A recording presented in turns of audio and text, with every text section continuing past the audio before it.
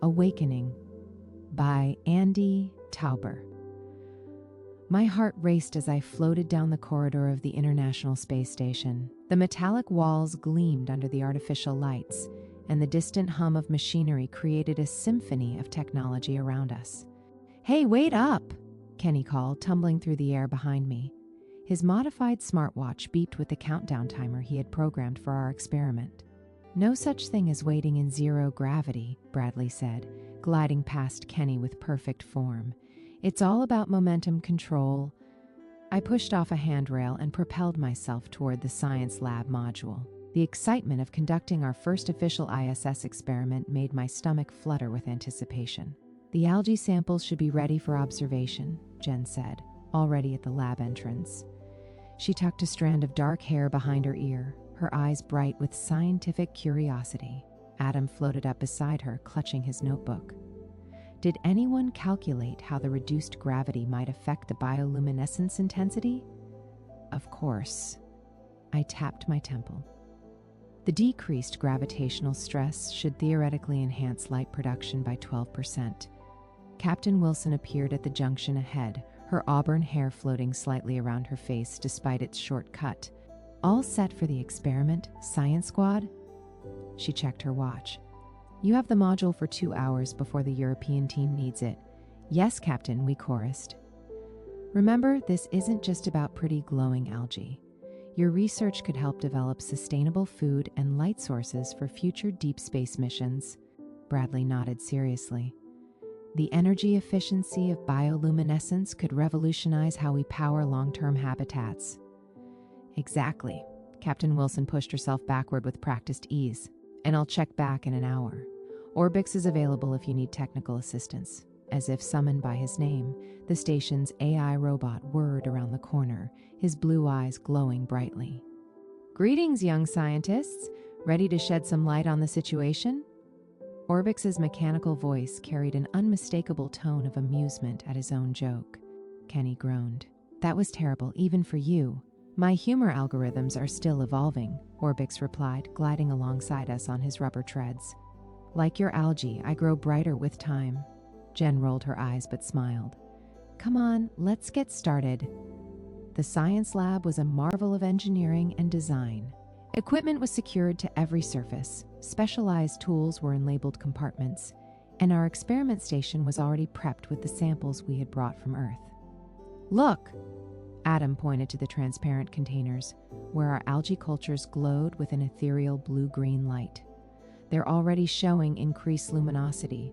I pulled myself to the workstation and secured my feet in the floor loops. The 5 small containers held different strains of bioluminescent algae, each modified slightly to test various growth conditions. "Sample 1 is our control," I explained, though everyone knew the protocol. "Samples 2 through 5 have the genetic modifications we designed." Kenny unfolded the portable spectrometer he had modified for our experiment. "This will measure the exact light wavelength and intensity."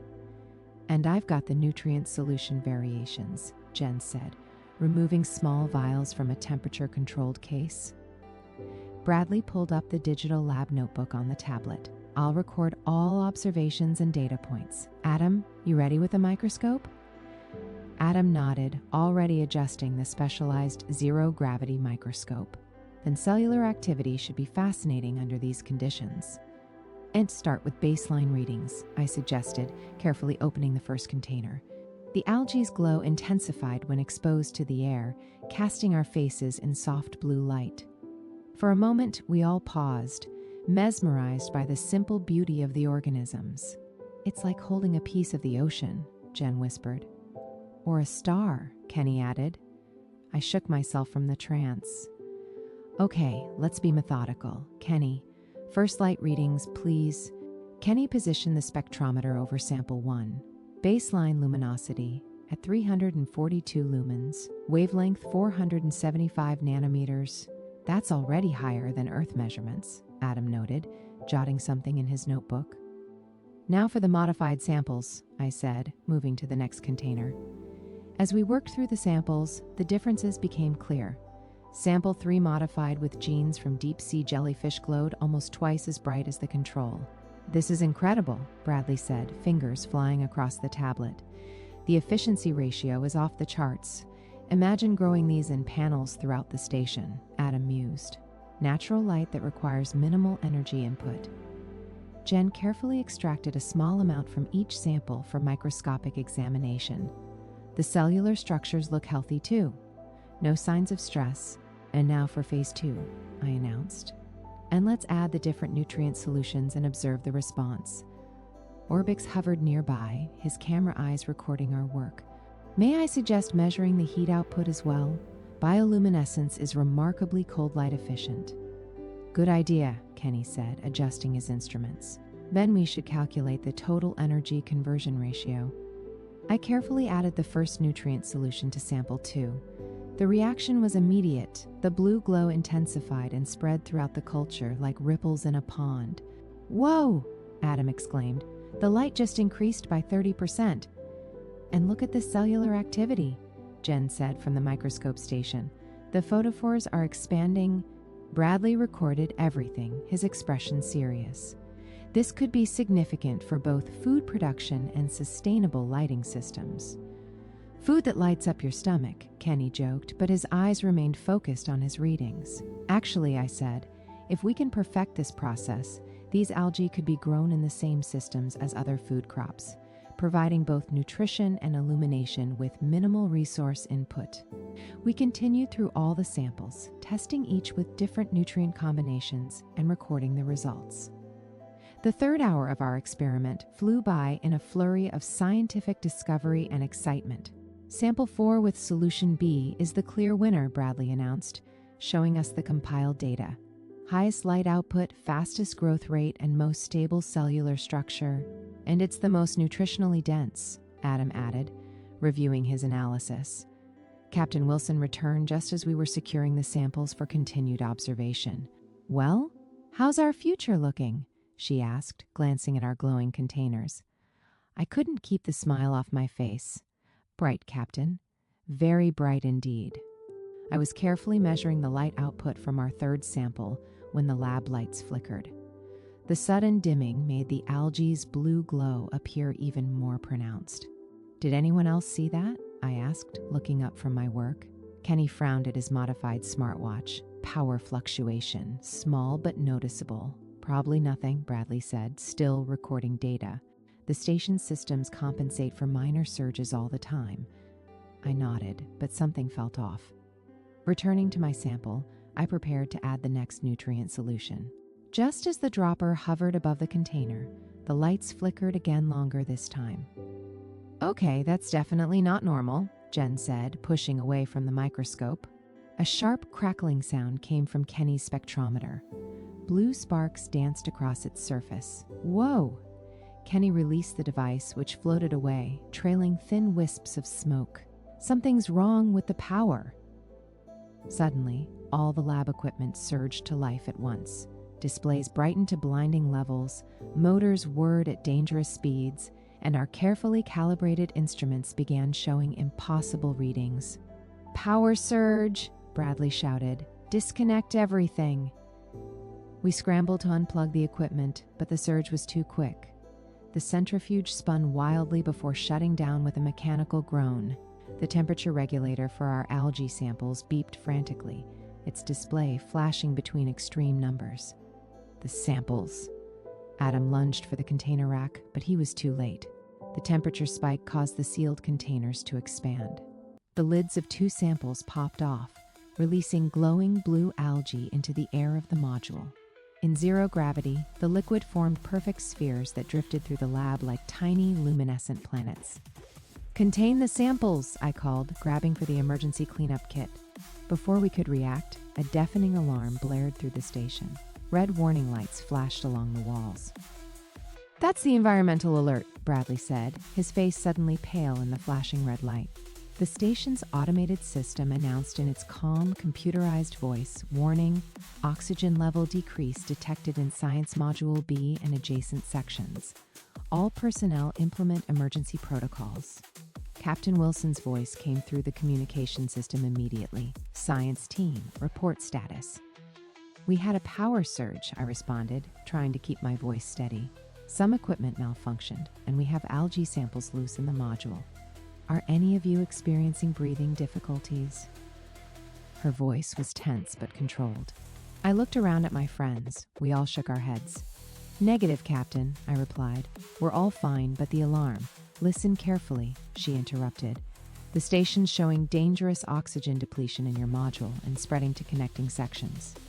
I need you to grab your emergency oxygen masks now and seal the lab doors. Adam already had the emergency cabinet open, distributing the masks. We quickly placed them over our faces, the familiar hiss of oxygen providing immediate reassurance. Masks on, Captain, I reported. Good. Stay where you are. Orbix is on the way with additional equipment. More alarms joined the first, creating a cacophony of warnings. Through the lab's viewport, I could see emergency lights flashing in the connecting corridor. What could be causing the oxygen drop?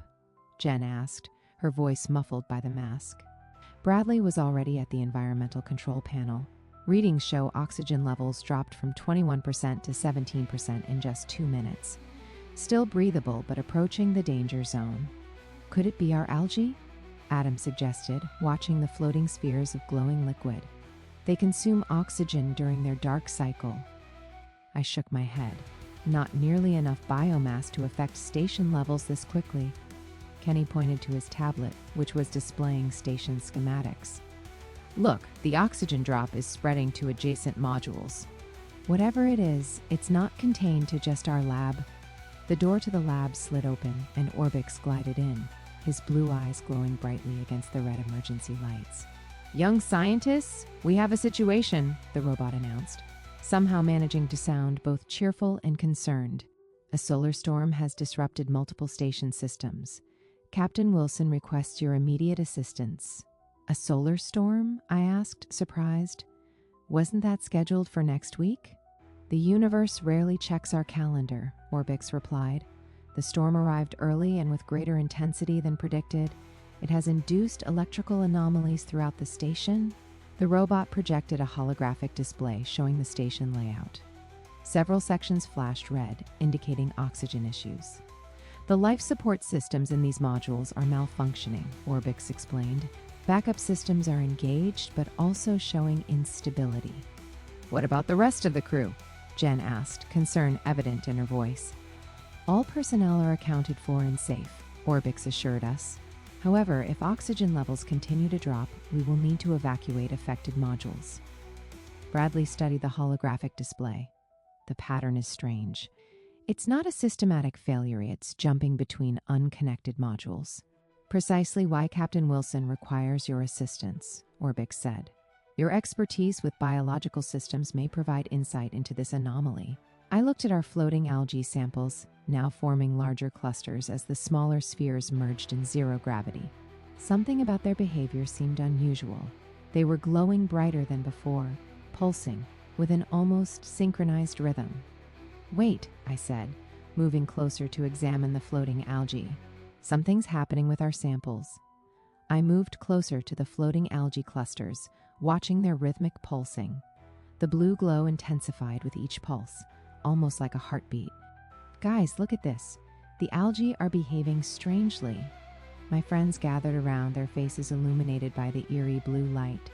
Even through our oxygen masks, I could see their expressions of wonder and concern. The luminosity is increasing exponentially, Bradley observed, checking the readings on his tablet. Energy output is nearly triple what we recorded earlier. Kenny reached out, almost touching one of the floating spheres before thinking better of it. It's like they're responding to something. Suddenly, the main communication screen flickered to life. Instead of Captain Wilson, a disheveled man in a NASA uniform appeared. Static cut across his image, causing parts of the transmission to break up.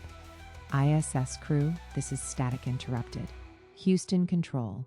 We're tracking a severe Moore interference. Solar event that hit approximately 20 minutes ago. That's Dr. Hernandez from Mission Control, Jen whispered. The transmission stabilized slightly. Dr. Hernandez's face looked tense as he continued. The solar storm was not detected by our early warning systems. It's an X-class flare, one of the largest recorded this decade. The electromagnetic pulse has already disrupted communications across the northern hemisphere.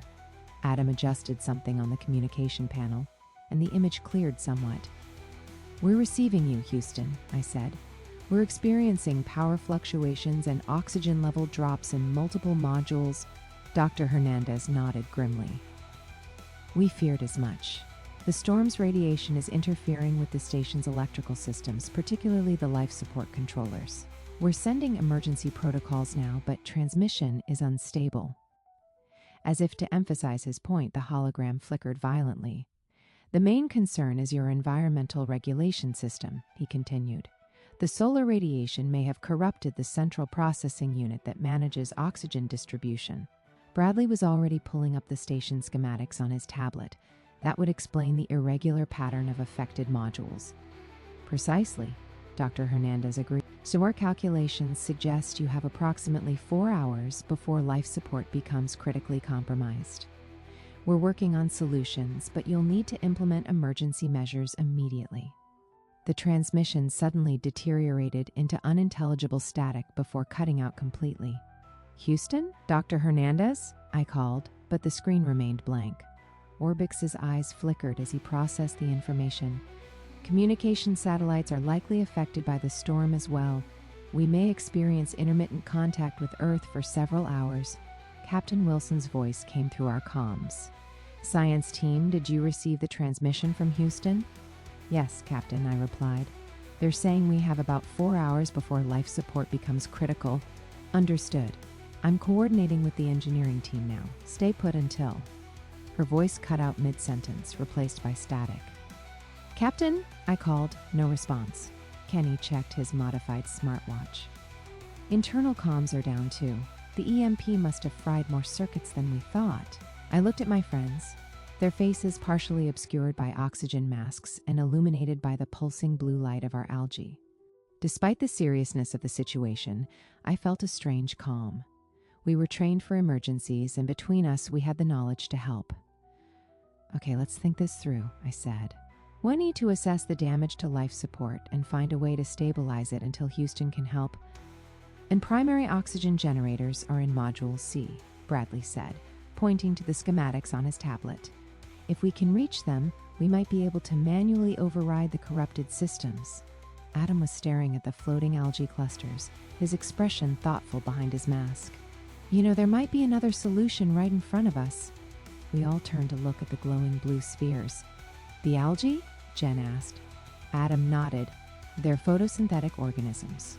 In the right conditions, they produce oxygen as a byproduct. But we'd need massive quantities to generate enough oxygen for the station," I pointed out. "Not necessarily," Bradley said, catching on to Adam's thinking. "The genetically modified samples were designed to be super efficient, and look how they're reacting to the current conditions. They're more active than we've ever seen them." Kenny was already calculating on his tablet. "If we could replicate the current conditions and scale up production quickly enough, we could create an emergency oxygen supply," I finished, excitement building despite our predicament. Orbix, who had been silent during our exchange, suddenly spoke up. "Young scientists, I must point out that Captain Wilson's orders were to remain in the lab." "True," I acknowledged, "but communications are down, and we have a potential solution to the life support problem right here." The robot's blue eyes flickered, seemingly in thought. "I calculate a 73% probability that your algae-based solution could provide supplementary oxygen. However, implementation would require access to additional equipment from other modules." "Which means leaving the lab," Jen said. I looked at each of my friends in turn. This wasn't a decision I could make alone. "I needed to try," Kenny said firmly.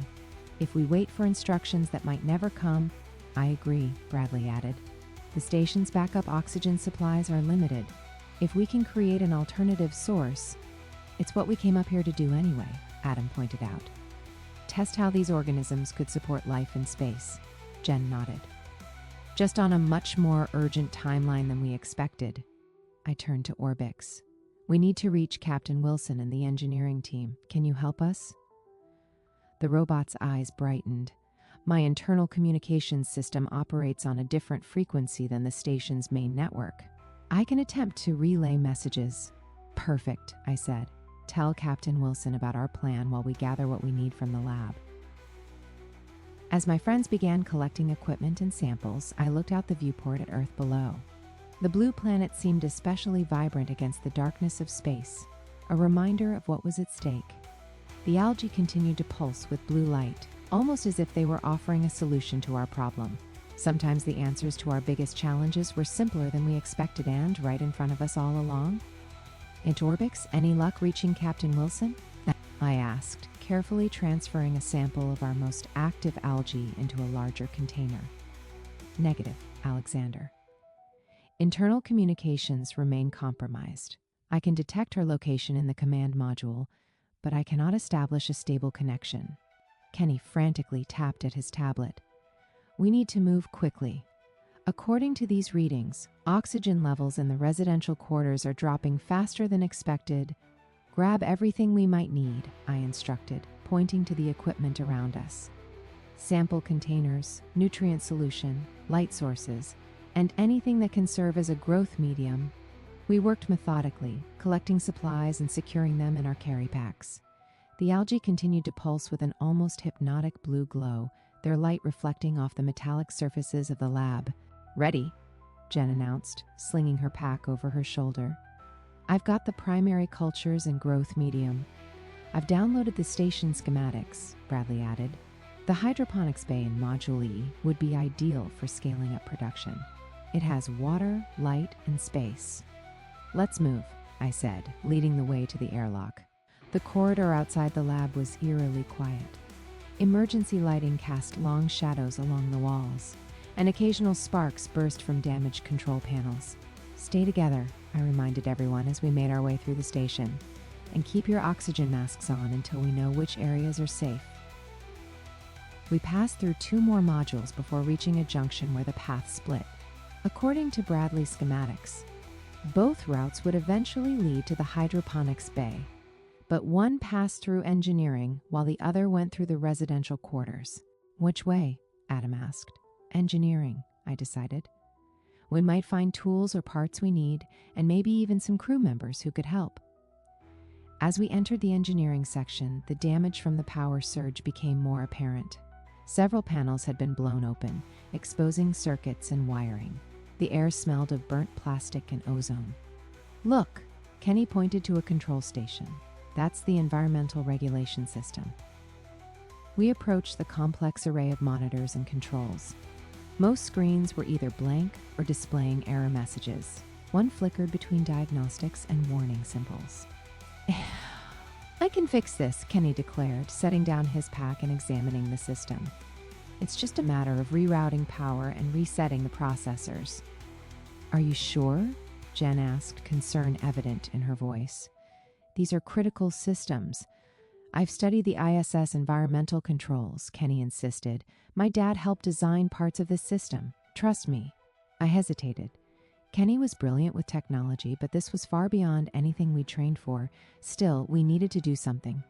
Okay, I decided. Kenny, see what you can do with the environmental controls. Bradley, help him. The rest of us will start preparing the algae solution as a backup.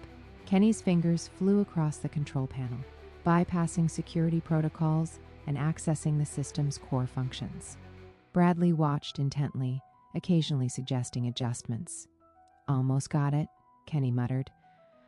I just need to reset the primary oxygen distribution matrix and... A loud alarm blared suddenly, and red warning lights began flashing throughout the module. What did you do? Adam shouted over the noise. Kenny's face paled. I don't know. I was just trying to reset the system. The screen in front of him flashed with urgent warnings. Pressure differential detected. Emergency bulkheads engaging. Oh no, Bradley whispered. The system thinks there's a breach. Heavy metal doors began sliding from the ceiling and floor at both ends of the module, threatening to seal us inside. Run, I shouted, grabbing my pack. We need to get through before we're trapped. We sprinted toward the exit, the bulkhead doors closing with inexorable precision. Adam made it through first, followed by Jen. I pushed Bradley ahead of me, then turned back for Kenny, who was still frantically trying to abort the lockdown. Kenny, leave it, We need to go now." He abandoned the controls and ran toward me. The gap between the bulkhead doors had narrowed to less than 3 feet. "You first," Kenny shouted, pushing me through the narrowing space. I stumbled through to the other side, turning just in time to see Kenny dive through the gap seconds before the doors slammed shut with a deafening thud. "That was too close," Kenny gasped, sprawled on the floor. "What happened back there?" Jen demanded. Kenny looked miserable. "I thought I was resetting the environmental controls, but I must have triggered the emergency containment protocols instead. The system is more damaged than we realized," Bradley explained. Kenny's commands were probably misinterpreted by the corrupted processors. I helped Kenny to his feet. "It's okay. We all make mistakes. But now we know not to mess with the station's systems directly. Let's focus on our algae solution." We continued toward the hydroponics bay, more cautious now after our near disaster. When we finally reached it, the sight was both beautiful and concerning. The bay's transparent ceiling offered a view of Earth and the stars beyond, but many of the plants looked wilted, affected by the environmental system failures. "Tinnis is perfect," Adam said, surveying the space. "Pent we have water, light, and plenty of room to set up our cultures."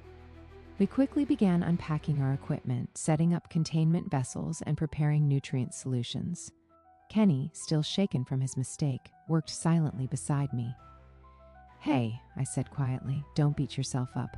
We're all in uncharted territory here." "I could have trapped us all," he replied, his voice tight. "Or worse. But you didn't, and now we know more than we did before."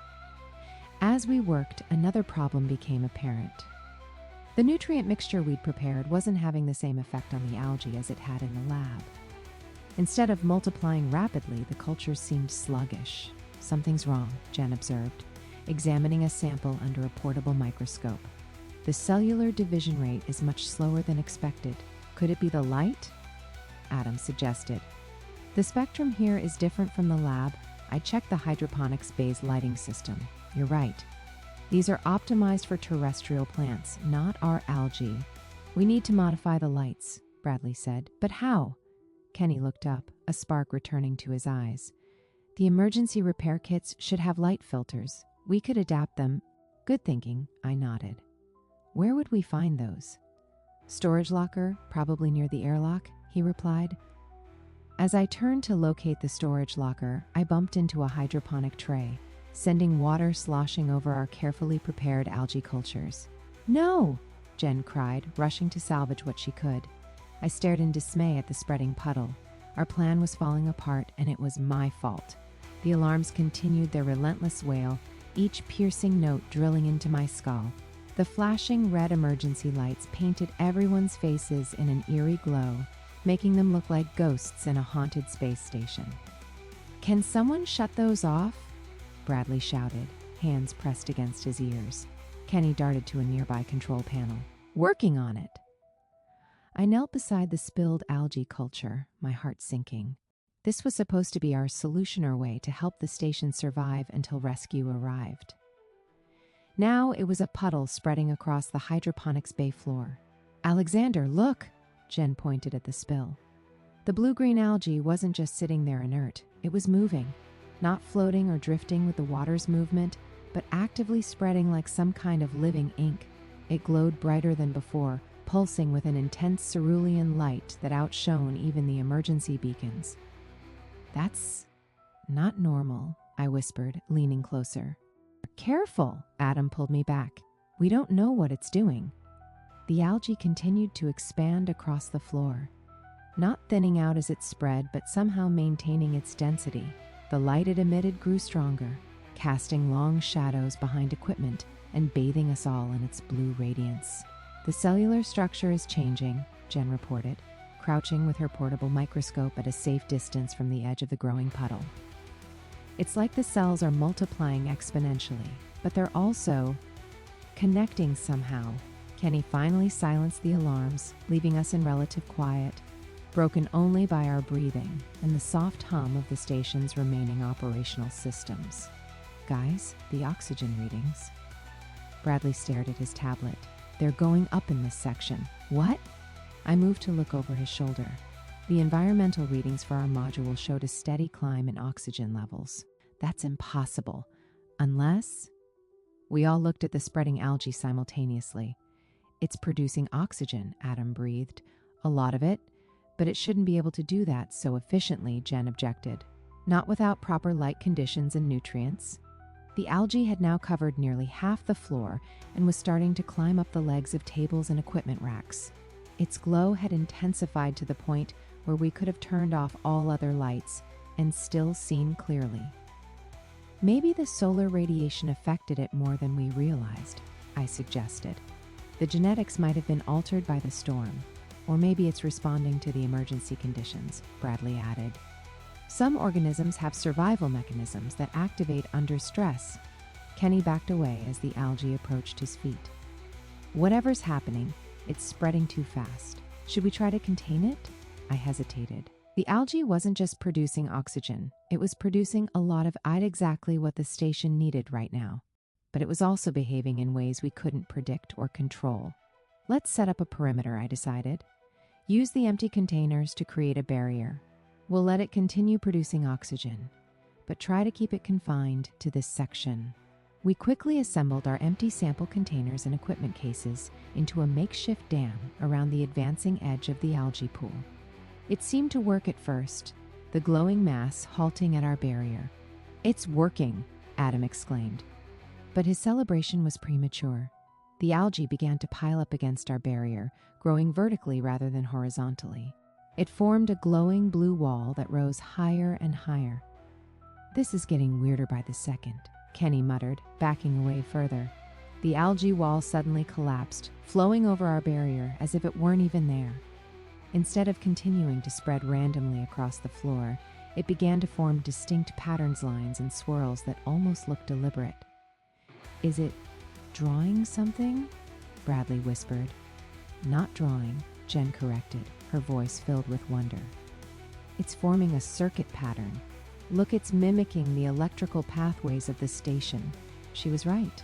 The algae had arranged itself in lines that mirrored the power distribution system of the hydroponics bay, flowing toward control panels and equipment interfaces.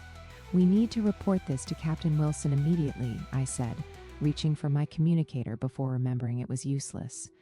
"Orbix, can you record this? We need documentation." Our robot companion, who had been quietly observing from a corner, rolled forward. "Affirmative, Alexander." Visual recording initiated. The algae continued its inexorable advance, now reaching the main hydroponics control console. As it touched the electronic interfaces, sparks flew and the console came to life, screens flickering on despite the power issues affecting the rest of the station. "It's conducting electricity," Kenny gasped. "The algae is actually powering the systems." "That's not possible," Bradley insisted, though the evidence was right before our eyes. The hydroponics system suddenly hummed to life. Water pumps activated, nutrient dispensers whirred, and the specialized growth lights above the plant beds illuminated with a soft glow. "It's restoring power to the life support systems," Adam realized. The algae's luminosity pulsed rhythmically now, almost like a heartbeat. With each pulse, more systems in the hydroponics bay reactivated. Temperature controls stabilized, ventilation fans spun up, and the oxygen level continued to rise. "Alexander," Jen called, her voice tight with tension.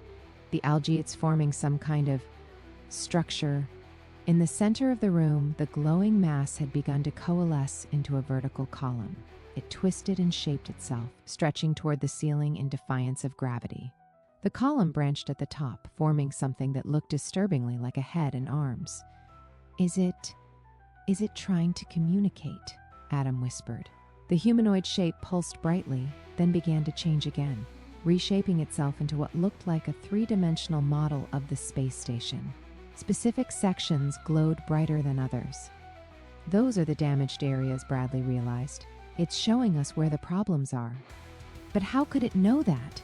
Kenny asked, his voice shaking slightly. The algae model shifted again, this time forming a shape that looked like Earth, then the sun, then a representation of the solar storm that had caused all our problems. "It's like it's trying to tell us a story," I said softly. Explaining what happened, the algae structure pulsed rhythmically, casting eerie blue shadows across the hydroponics bay. My mind raced with possibilities, each more incredible than the last. This wasn't just contamination or a simple mutation. The algae was exhibiting apparent intelligence. "It's like it's creating a map of our situation," I whispered, stepping closer to the glowing model. "Alexander, be careful," Bradley warned, but I couldn't tear myself away. The algae shifted again, forming what looked like a schematic of the station's life support systems. Certain sections glowed brighter, pulsing urgently. "Oh, those are the primary oxygen recyclers," Kenny said, pointing at the brightest sections. "And look, that's the backup power coupling for environmental control." Jen moved beside me, her face bathed in blue light. "This is impossible. Algae can't possibly understand the station's systems unless—" I started, then hesitated. The idea forming in my mind seemed too fantastic. What if the solar radiation affected it in ways we never anticipated? What if it somehow connected to the station's systems through the electrical pathways? Adam's eyes widened. "You think it's becoming some kind of biological computer?" "I don't know," I admitted, "but it's clearly responding to our emergency." Orbix rolled closer, his sensors scanning the phenomenon. "Analysis indicates unprecedented cellular organization. The algae appears to be forming neural-like connections." The station groaned around us, a reminder that our situation remained dire. The emergency lights flickered, and a new alarm began to sound from somewhere deeper in the station. "Oxygen levels in Section C are dropping below critical," Bradley reported, checking his tablet.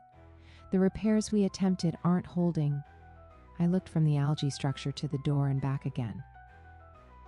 We faced an impossible choice: stay to study this incredible scientific discovery, or leave to address the immediate life-threatening failures throughout the station. "We need to split up," I decided. "Bradley, you and Kenny go to Section C and try to stabilize the oxygen recyclers.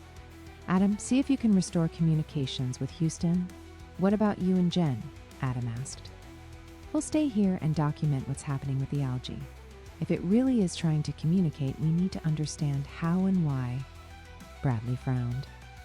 "Alexander, this is fascinating, but is it more important than making sure we all survive?" His question hit me like a punch to the stomach. He was right, we were in mortal danger.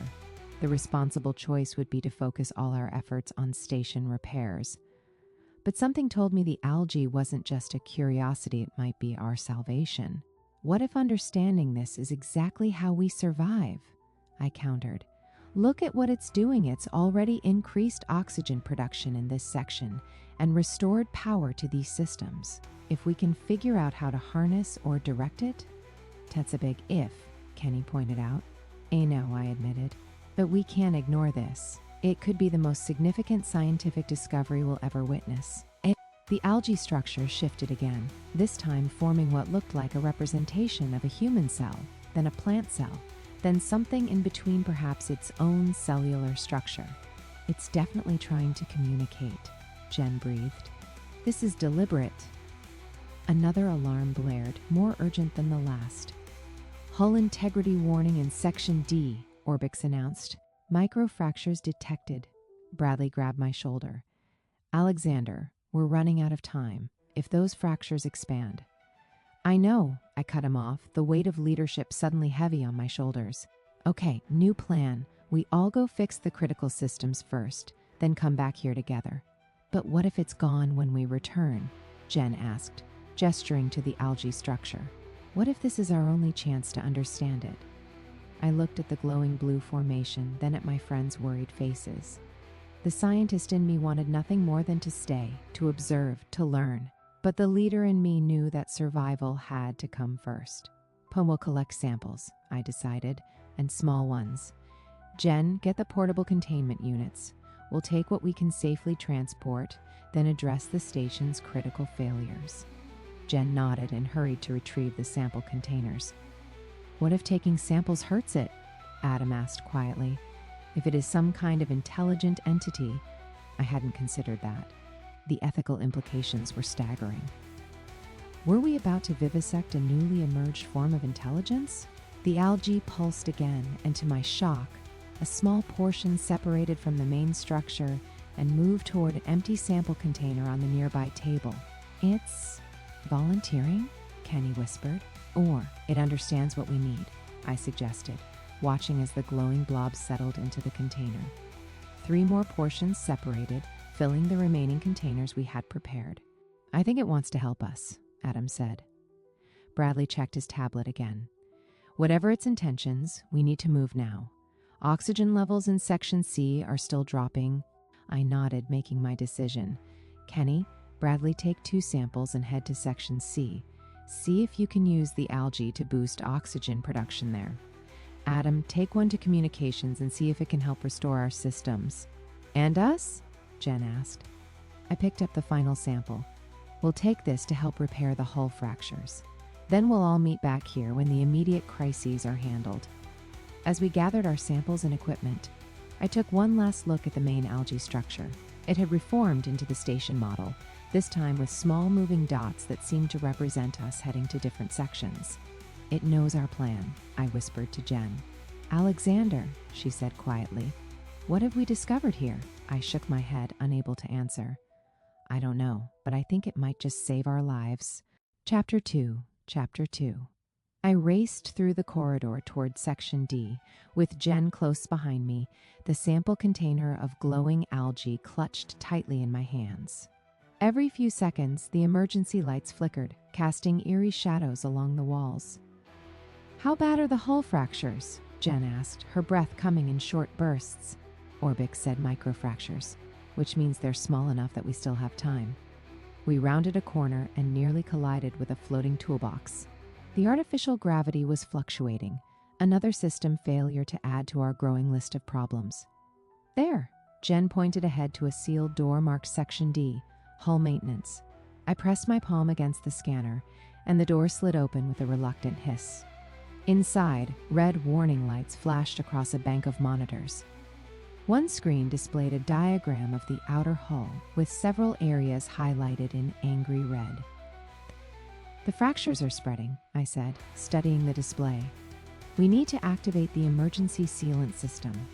Jen moved to the control panel. "It's not responding. The power's too low." I looked down at the container of algae in my hands. The blue substance pulsed gently, almost as if it were breathing. "Maybe our new friend can help." I carefully opened the container and held it near the power coupling for the sealant system. For a moment, nothing happened. Then, as if sensing our need, tendrils of glowing blue extended from the mass and wrapped around the coupling. The lights on the control panel flickered to life. "It's working!" Jen exclaimed, fingers flying across the newly activated controls. "Sealant system engaging." On the monitors, we watched as the red warning areas turned yellow, then green, as the automatic repair system deployed. The algae continued to pulse, seeming to direct its energy into the station's systems. My communicator crackled. "Alexander, it's Bradley. The algae is helping stabilize oxygen levels in Section C. Kenny figured out how to use it to boost the recyclers." "Same here," I replied. "It's powering the hull repair systems." "Adam checking in," came another voice. "Communications are partially restored. I can reach Bradley and Kenny, but still no contact with Houston or Captain Wilson." "At least we can talk to each other now," I said. "Meet back at the hydroponics bay as soon as you've stabilized your sections." I turned to Jen. "Let's finish here and get back." 20 minutes later, we all gathered in the hydroponics bay. The main algae structure had grown even larger, now filling nearly a quarter of the room. It pulsed with bright blue light, forming and reforming complex patterns. "And the samples we took are all behaving differently," Bradley reported, setting his container on the table. Inside, the algae had formed what looked like a miniature oxygen recycler. "This one's producing oxygen at 3 times the normal rate."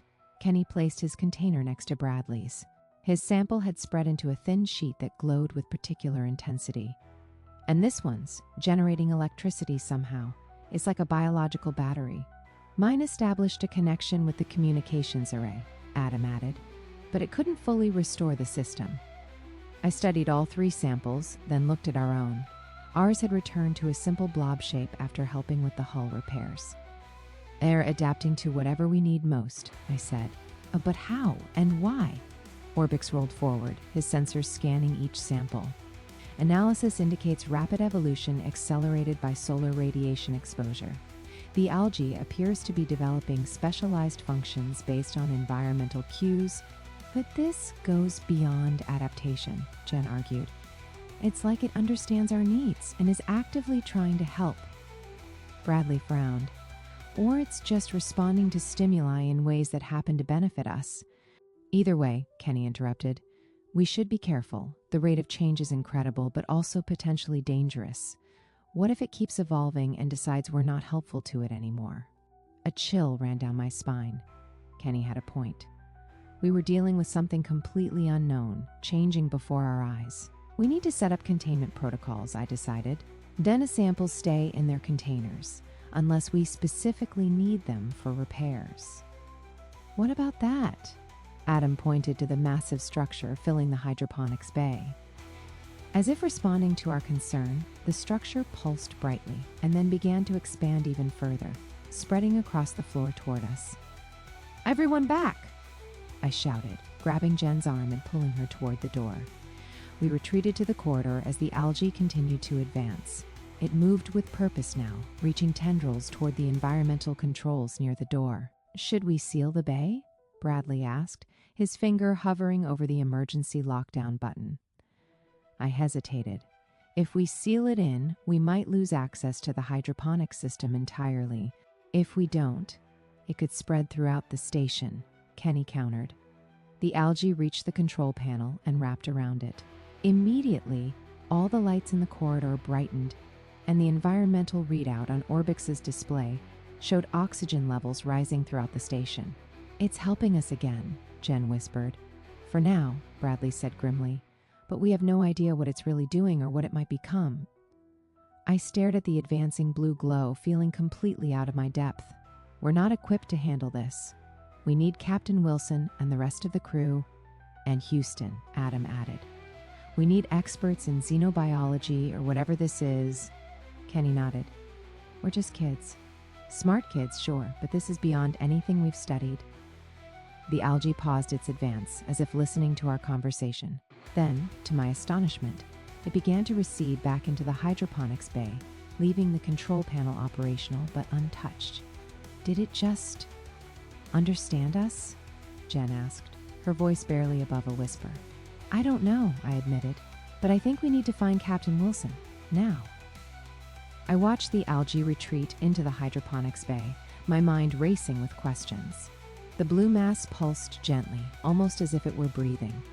That was weird, Kenny whispered. It's like it heard us. We should still find Captain Wilson, I said, trying to sound more confident than I felt. A sudden blast of frigid air hit us from the ventilation system. My teeth chattered instantly, and I could see my breath forming clouds in front of my face. What's happening now? Jen wrapped her arms around herself, shivering. Orbix's display flashed with new warnings. Environmental temperature control malfunction detected. Current temperature, 52 degrees Fahrenheit and dropping. That can't be right, Bradley said. The station has multiple redundant systems. I glanced back at the hydroponics bay, where the algae continued to pulse, unless something is interfering with them.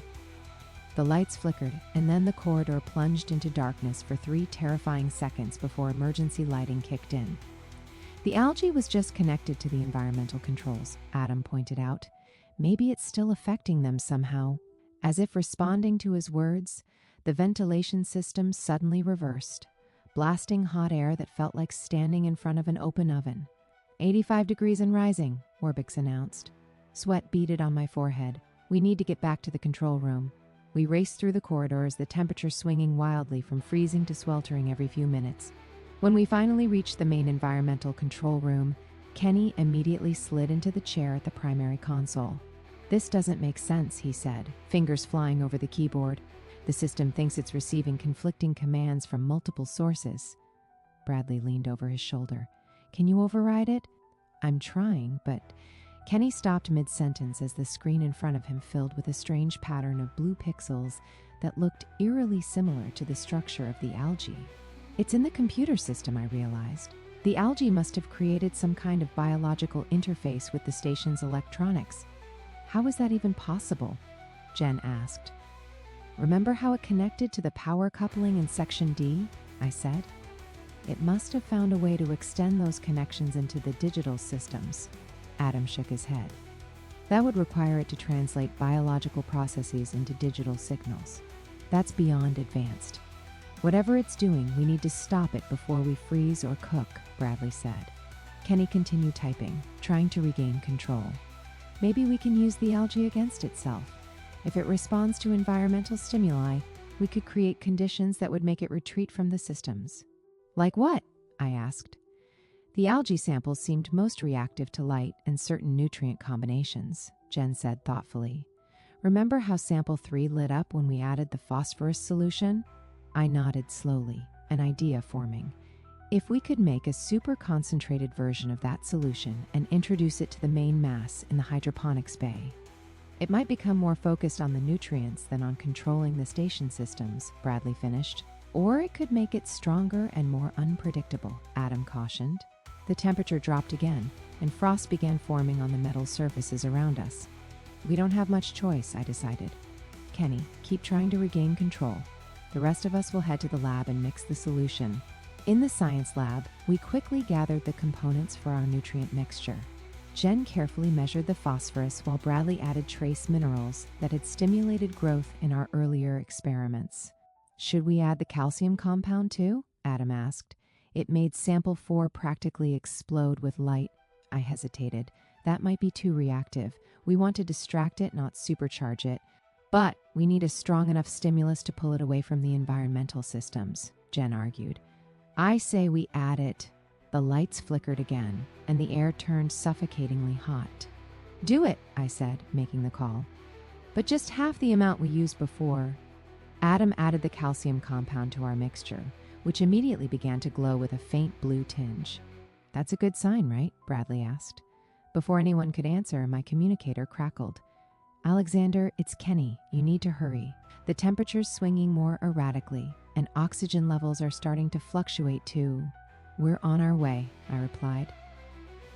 We carefully transported our glowing solution back to the hydroponics bay. The algae had expanded again, covering nearly half the room now, pulsing with intense blue light. Here goes nothing, I said, nodding to Bradley. He carefully opened the container and poured our solution onto the edge of the algae mass. For a moment, nothing happened. Then the area where the solution had made contact began to glow brighter, the blue deepening to an almost violet hue. It's working, Jen exclaimed, but her celebration was premature. The algae didn't just glow brighter, it began to move more rapidly, sending tendrils shooting in all directions. One wrapped around a nearby water pipe and squeezed until the metal cracked, sending a spray of water across the room. This was a mistake, Adam shouted over the hissing of the broken pipe. My communicator beeped urgently. Alexander, Kenny's voice was panicked. Whatever you did just made things worse. The environmental systems are going haywire. The temperature plummeted again, and emergency alarms began blaring throughout the station. And oxygen levels dropping in multiple sections, Orbix warned. Carbon dioxide rising to dangerous levels. The algae continued to expand, moving faster now, reaching toward us with glowing tendrils. We need to get out of here, I shouted, backing toward the door. Now. We sprinted out of the hydroponics bay, the door sliding shut behind us, just as one of the algae tendrils slammed against it. The temperature continued to swing wildly. On moment I could see my breath, and the next I was drenched in sweat. We need to find Captain Wilson, I said, trying to keep my voice steady. The overhead lights flickered, then went completely dark before emergency lighting bathed the corridor in an eerie red glow. Powers failing in sections 5 through 8, Orbix announced, his blue eyes providing additional illumination. Ventilation system operating at 32% capacity. Bradley wiped sweat from his forehead. If we lose ventilation completely, we'll suffocate before the temperature extremes get us. A blast of freezing air suddenly hit us from a nearby vent, followed by no air at all. The ventilation had stopped working in this section. The main power distribution node is 2 corridors over, Kenny said, pointing ahead. We might be able to stabilize things from there. We moved quickly through the station, passing through areas that were either freezing cold or boiling hot. In some sections, the air felt thick and stale with the ventilation completely offline. When we reached the power distribution node, Kenny immediately began working at the control panel.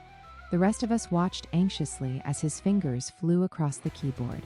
"I think I can bypass some of the damaged circuits," he muttered.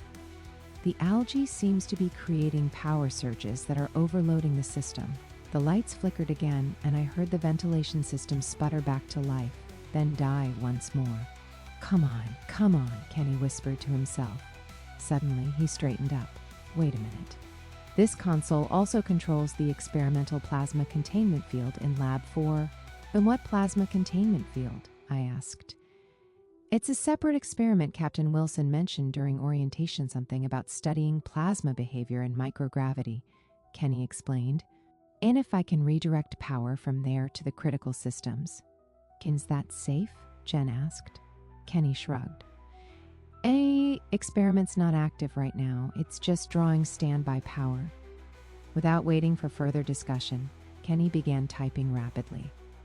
The console beeped in acknowledgement, and for a moment, the lights stabilized. "It worked!" Kenny exclaimed. Then everything went wrong. A loud alarm blared through the station, different from the environmental warnings we'd been hearing. "Warning, plasma containment field destabilizing, automatic shutdown initiated," announced the station's computer. Kenny's face went pale. "That's not supposed to happen." A distant boom echoed through the station, and the floor beneath us trembled slightly. "What did you do?" Bradley demanded. Kenny frantically typed on the console. "I don't understand. The system says the experiment was active after all. Warning, plasma breach in Laboratory 4. Emergency protocols engaged."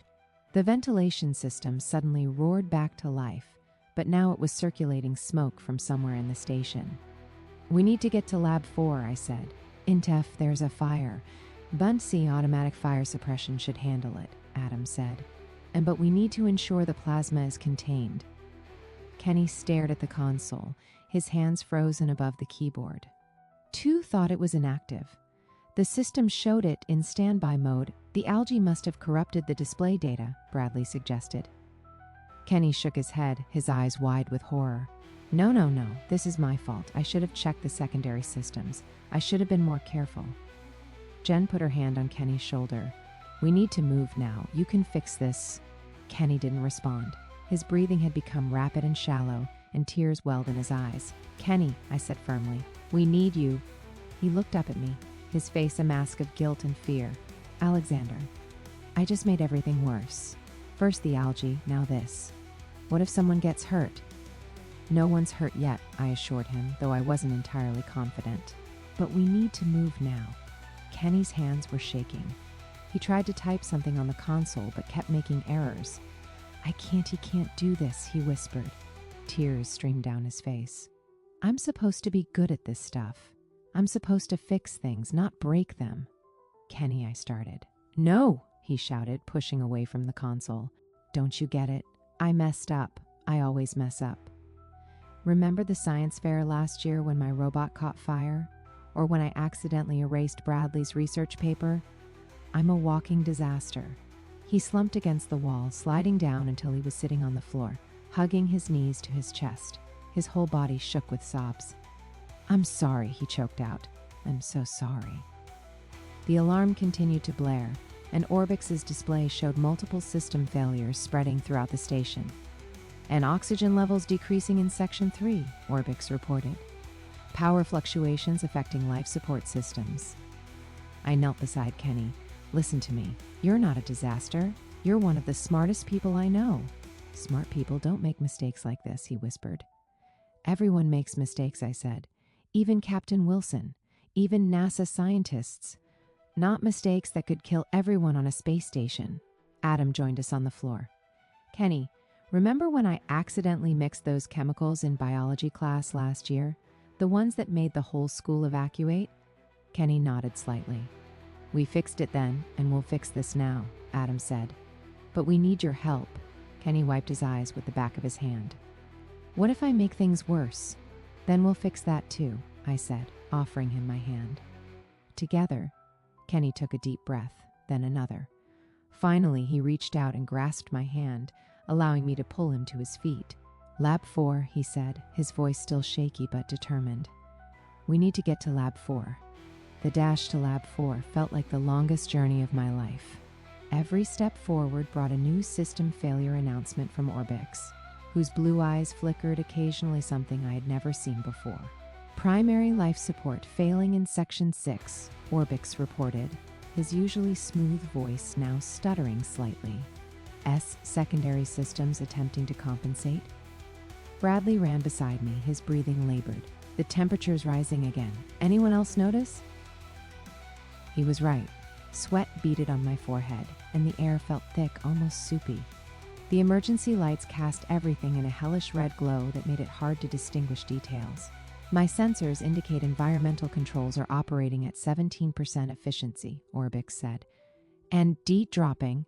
Jen grabbed my arm suddenly, pointing ahead. Look!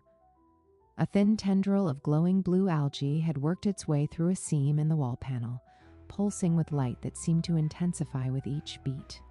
It's spreading through the entire station, Adam whispered, his voice tight with fear. Kenny stopped abruptly, causing me to nearly crash into him. His face had gone ghostly pale, and a main power conduit's run behind those panels. The realization hit me like a physical blow. And the algae is tapping into the station's power? Orbix's tread squeaked as he rolled closer to the wall panel. His scanner beams swept over the glowing tendril. See confirmed. The algae appears to be drawing electrical energy directly from the station's systems. That explains the power fluctuations, Bradley said, his voice rising. It's feeding. Not just feeding, Orbix continued, his voice becoming more distorted. My analysis suggests it's using the energy to accelerate its growth and potentially enhance its cellular communication network. It's building itself into the station, I said, the words feeling strange in my mouth. Like it's trying to become part of the ISS. A loud bang echoed from somewhere ahead, followed by the hiss of escaping air. The emergency bulkhead doors began to close automatically. Hull breach in Section 8, Orbix announced, his voice now distinctly garbled. Emergency protocols engaged. We need to move, I shouted, breaking into a run.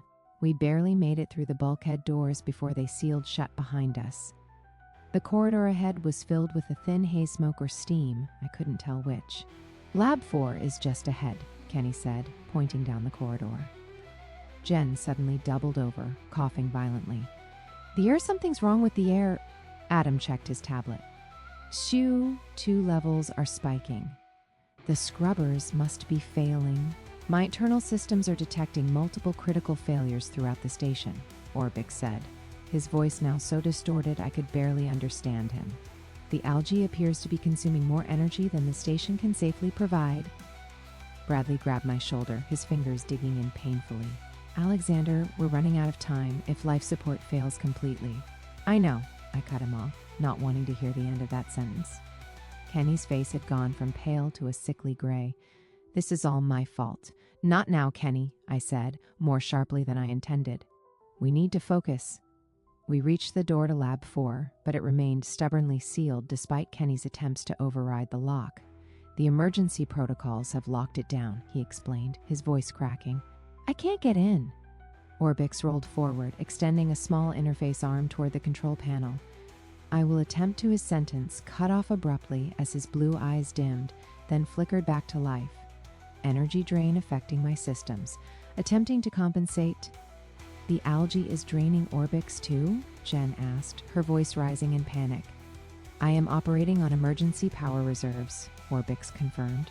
Estimated operational time remaining, 17 minutes. Adam slammed his fist against the wall. This can't be happening! I felt my own control slipping. The air was getting worse by the minute, my lungs burning with each breath.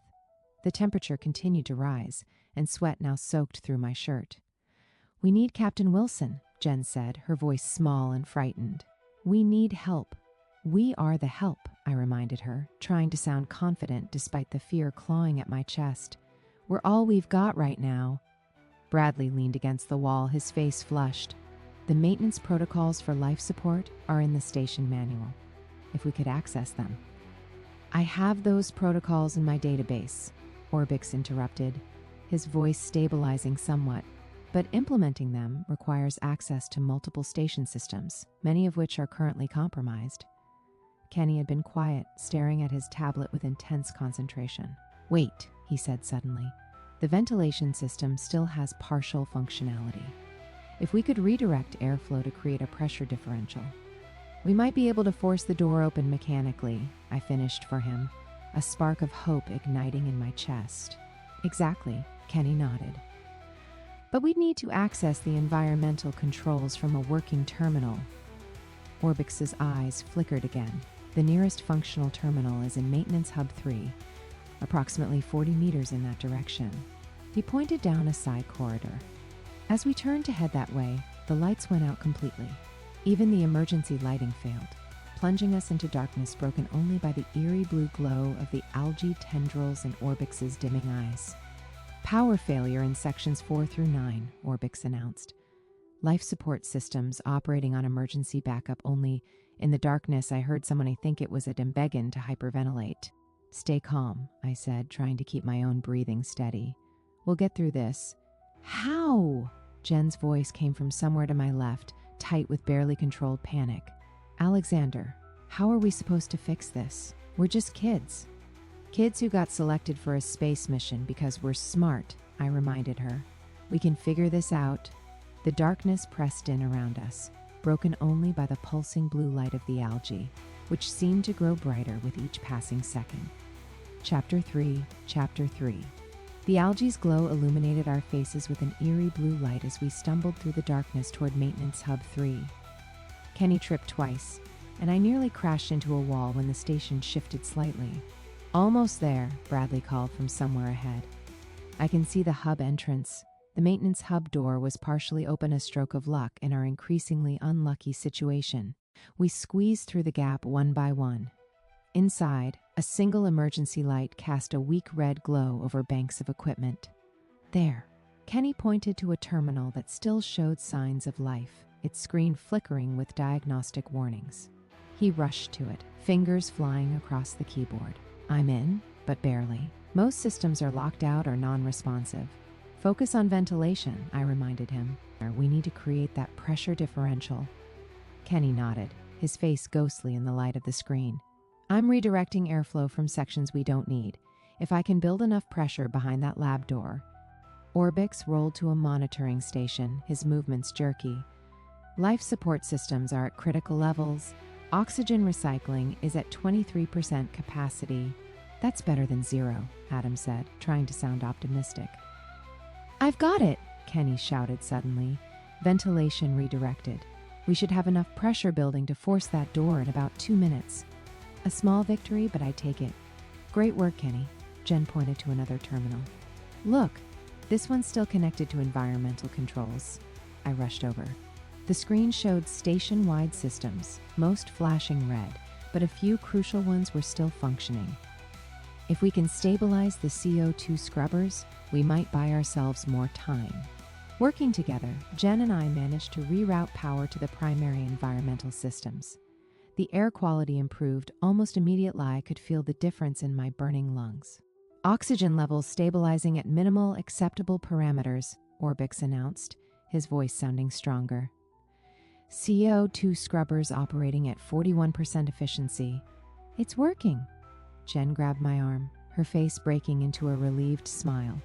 A loud bang echoed from the corridor, the sound of the Lab 4 door being forced open by the pressure differential Kenny had created. Let's go! I led the way back into the corridor, where the lab door now stood open about 18 inches, just enough for us to squeeze through. Inside Lab 4, the situation was worse than I'd imagined. The experimental plasma containment field glowed an angry purple-white at the far end of the room, its normally smooth energy surface rippling dangerously. Worse, the blue algae had completely overtaken one wall, forming a pulsing network that reminded me of a circuit board. The plasma field is destabilizing, Bradley said, checking the monitoring equipment. If it fails completely, don't say it, I cut him off. How do we fix it? Kenny moved to the main control panel. The primary issue is power fluctuation. The field needs consistent energy to maintain stability, which it's not getting because the algae is siphoning power, Adam finished. I approached the wall covered in algae, studying its pattern. It's organized itself differently here. Look at the structure, it's almost like a neural network, Jen finished, her eyes widening. It's learning. The algae pulsed brighter as we approached, and to my shock, it began to withdraw from the power conduits it had infiltrated. The lights in the lab strengthened slightly. It's responding to our presence, I whispered. Bradley checked the plasma field monitors, power levels stabilizing.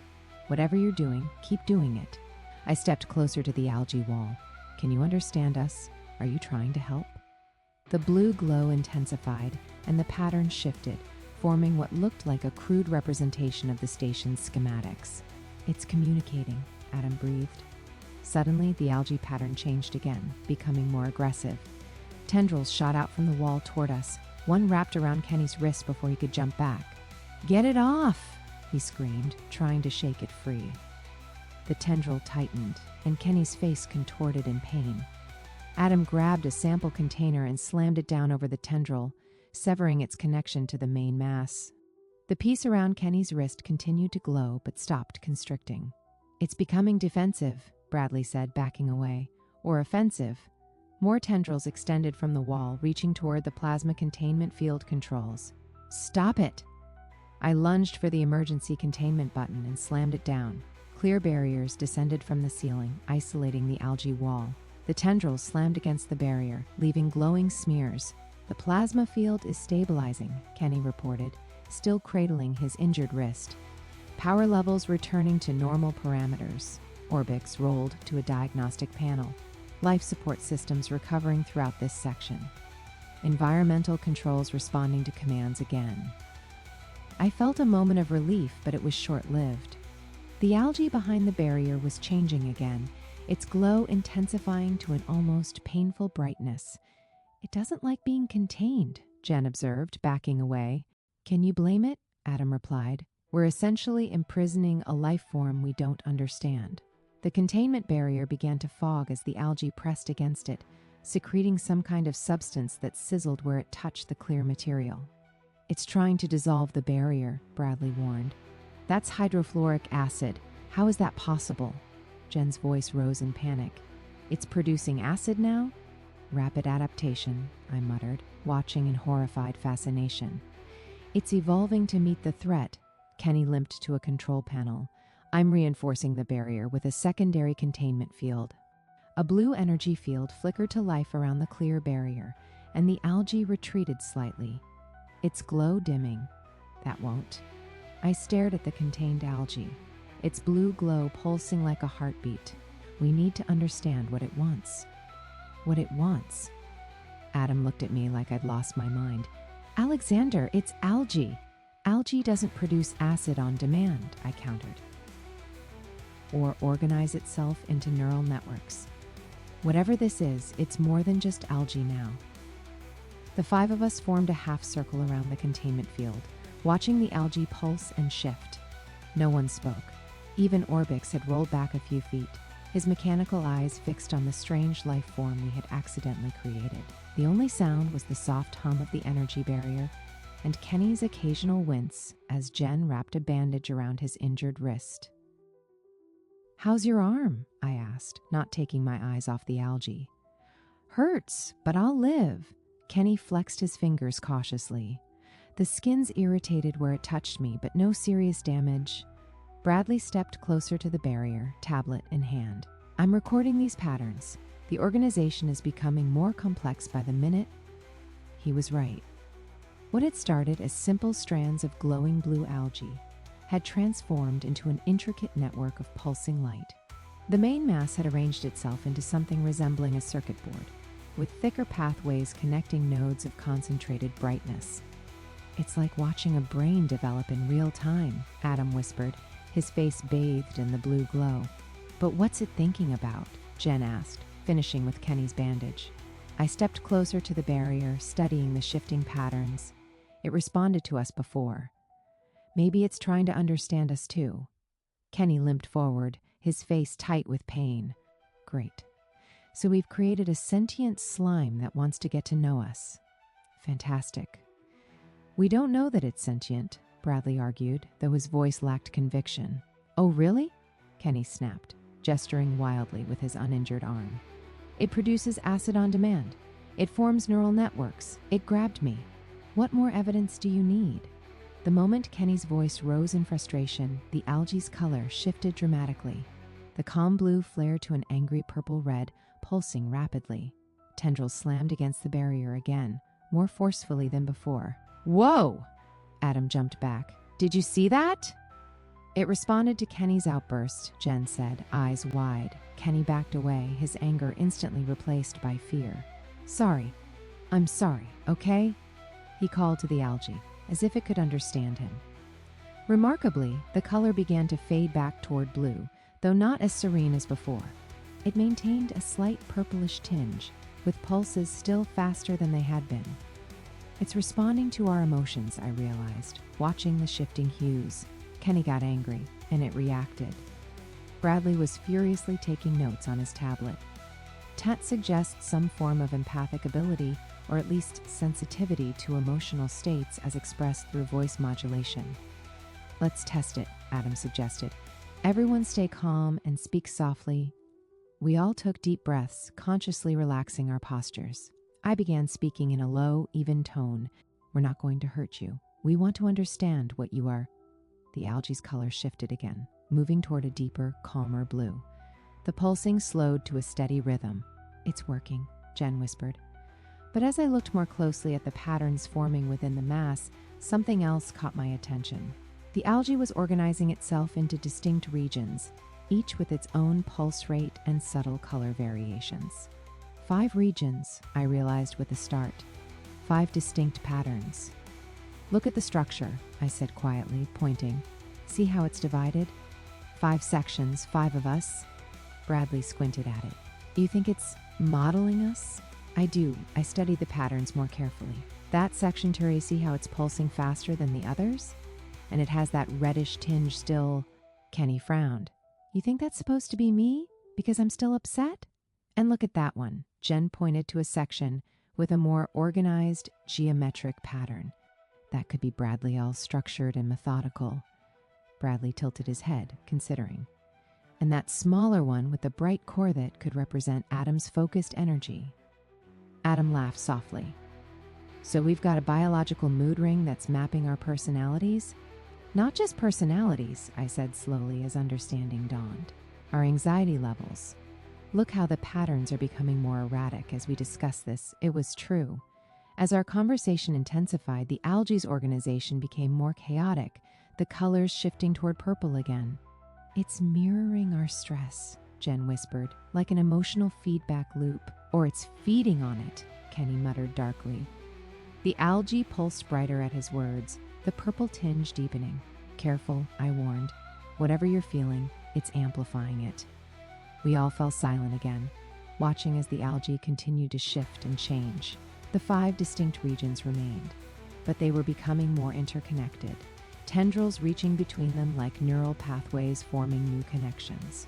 It's learning from us, I said finally, not just reacting learning.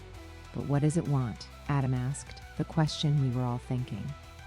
Before anyone could answer, Orbix rolled forward. Observation, the algae appears to be attempting communication through pattern recognition and emotional mirroring. Suggestion, respond in kind. What, by glowing back at it? Kenny asked sarcastically. No, I said, an idea forming. By showing it what cooperation looks like. I looked at Bradley, an idea forming. Can you try something? See if you can deliberately calm yourself and project that feeling. Bradley nodded, setting his tablet down carefully. I can try. I've been practicing meditation techniques for my pre-competition anxiety. He closed his eyes and took several deep breaths, his shoulders visibly relaxing. The rest of us watched in silence as his expression smoothed out, the worried furrow between his eyebrows disappearing. Bradley had always been the most analytical of our group, able to compartmentalize his emotions when needed. Look at the algae, Jen whispered. The section we'd identified as Bradley's counterpart was changing. The erratic pulses slowed to a steady rhythm, and the color shifted from anxious purple back to a calm, deep blue. More surprisingly, the brightness dimmed, as if the algae was no longer broadcasting its distress. "It's responding directly to your emotional state," I said, amazed. "The calmer you get, the more stable it becomes." Bradley opened one eye, peeking at the containment field. "Fascinating. The pattern is becoming more ordered too. Look at the geometric arrangement." He was right. The chaotic tendrils had reorganized into something resembling a honeycomb structure, perfectly symmetrical and pulsing with gentle regularity. "My turn," Adam said, stepping forward. He closed his eyes, his face scrunching up in concentration. "You're supposed to be calming down, not looking constipated," Kenny joked nervously. Adam shot him a glare before trying again. This time, he focused on his breathing, something I knew he practiced during his environmental work. Within moments, the section of algae we'd connected to Adam began shifting, its bright core dimming to match Bradley's section. "This is incredible," Jen murmured, her scientific curiosity overcoming her apprehension. "It's not just responding to our emotions, it's mirroring them with precision." Kenny still looked skeptical. "Maybe it's just coincidence. Or maybe we're seeing patterns that aren't really there." The moment he voiced his doubt, his section of the algae flared brighter, the purple tinge returning. "Not a coincidence," I said, pointing. "Your skepticism just made your section light up again." Kenny stared at the algae, his expression shifting from doubt to wonder. "That's actually pretty cool." As his attitude changed, the algae responded, gradually returning to a calmer state. Jen stepped closer to the barrier, her face illuminated by the soft blue glow. "What if we all try to calm down at once? A coordinated effort?" I nodded. "Worth a try. Everyone deep breaths, think peaceful thoughts." It felt silly saying it out loud, like something from a children's meditation video, but we all complied. Kenny closed his eyes, his injured hand resting carefully in his lap. Bradley resumed his controlled breathing. Adam unclenched his fists, which I hadn't even noticed were tight. Jen relaxed her shoulders and took slow, deliberate breaths. I focused on my own racing thoughts, trying to quiet them. The responsibility of leadership had been weighing on me since the crisis began, and I realized how tense my whole body had become. I consciously relaxed my jaw, shoulders, and hands. The change in the algae was immediate and dramatic. The entire mass shifted to a deep, serene blue. The 5 distinct regions remained visible but harmonized, pulsing in perfect synchronization. The brightness dimmed to a gentle glow that no longer hurt our eyes to look at. "It's beautiful," Jen whispered. Even more remarkable was what happened next. The algae began to form a new pattern at its Centera perfect circle, with 5 equally spaced points around its circumference. It pulsed once, twice, 3 times like a heartbeat. "Is that us?" Adam asked. "I think it's showing us unity," I replied, staring at the symbol. 5 points connected in a circle. We exchanged shocked glances. This wasn't just reaction anymore, this was communication. "It understands the concept of cooperation," Bradley said, his voice hushed with awe. "It's not just mirroring our emotions, it's interpreting them and responding with its own symbolic language." Kenny leaned forward, his earlier skepticism completely gone. "So what do we do now? How do we talk back?" "I'm not sure we need words," I said slowly. "It seems to understand intentions and emotions better than language." Orbix rolled closer, his mechanical eyes focusing on the pattern. Analysis complete. The algae demonstrate properties consistent with a collective consciousness. Emotional states appear to be its primary form of communication. "A collective consciousness," I repeated. "That explains why it responds to us as a group, and why it can coordinate its responses so precisely," Bradley added. "Each cell is part of a larger mind." The algae pulsed again, the circle at its center expanding slightly. "I think it's trying to tell us something else," Jen said, leaning closer to the barrier. We all fell silent, watching as the algae's pattern shifted again. The circle remained, but now tendrils extended outward, reaching toward the edges of the containment field. "It wants out," Kenny throat tight, tension creeping back into his voice. His section immediately flared brighter in response. See? It's confirming what I said. Kenny backed away from the barrier. Or it's just responding to your fear, I countered. We need to stay calm and think this through. The algae's pulsing slowed to a steady rhythm, bathing the lab in a tranquil blue glow. Its pattern settled into a perfect circle with 5 points representing us. I was certain of it. The chaotic energy that had filled the containment field just minutes ago was replaced by this harmonious display. We did it, I whispered, afraid that speaking too loudly might disrupt the balance we'd achieved. Kenny exhaled slowly, his shoulders visibly relaxing. That was intense. For a moment there, I thought we were going to have to jettison the whole lab into space. Good thing we didn't panic, Bradley said, his voice carrying the quiet confidence that came with his successful strategy. Emotional regulation was the key all along. Jen stepped closer to me, her scientific curiosity evident in her wide eyes. Alexander, do you realize what this means? We've just established rudimentary communication with an organism that evolved in minutes rather than millennia. And it responds to our collective emotional state, Adam added, his environmental expertise shining through. It's like nothing I've ever studied before. The 5 of us stood in a semicircle before the containment field, our faces illuminated by the gentle blue radiance. For the first time since the crisis began, I felt hope replace fear. The algae wasn't our enemy, it was trying to understand us, just as we were trying to understand it. Look how stable it's become, Bradley pointed out, consulting his tablet. Energy output is consistent, no more erratic spikes. Kenny nodded enthusiastically. And the temperature in the containment field has normalized too. No more threats of overloading the system.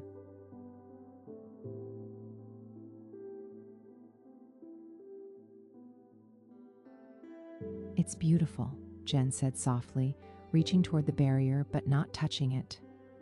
The algae seemed to reach back, tendrils extending toward her fingers but stopping at the containment field.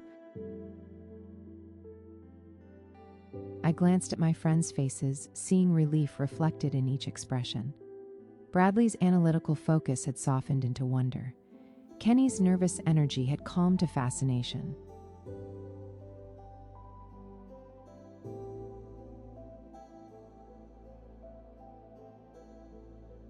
Adam's environmental concerns had given way to appreciation, and Jen's scientific curiosity now mingled with something like affection.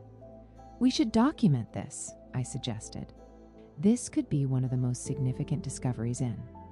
My sensors indicate the algae is now operating at optimal efficiency, Orbix interrupted, rolling forward to join our semicircle.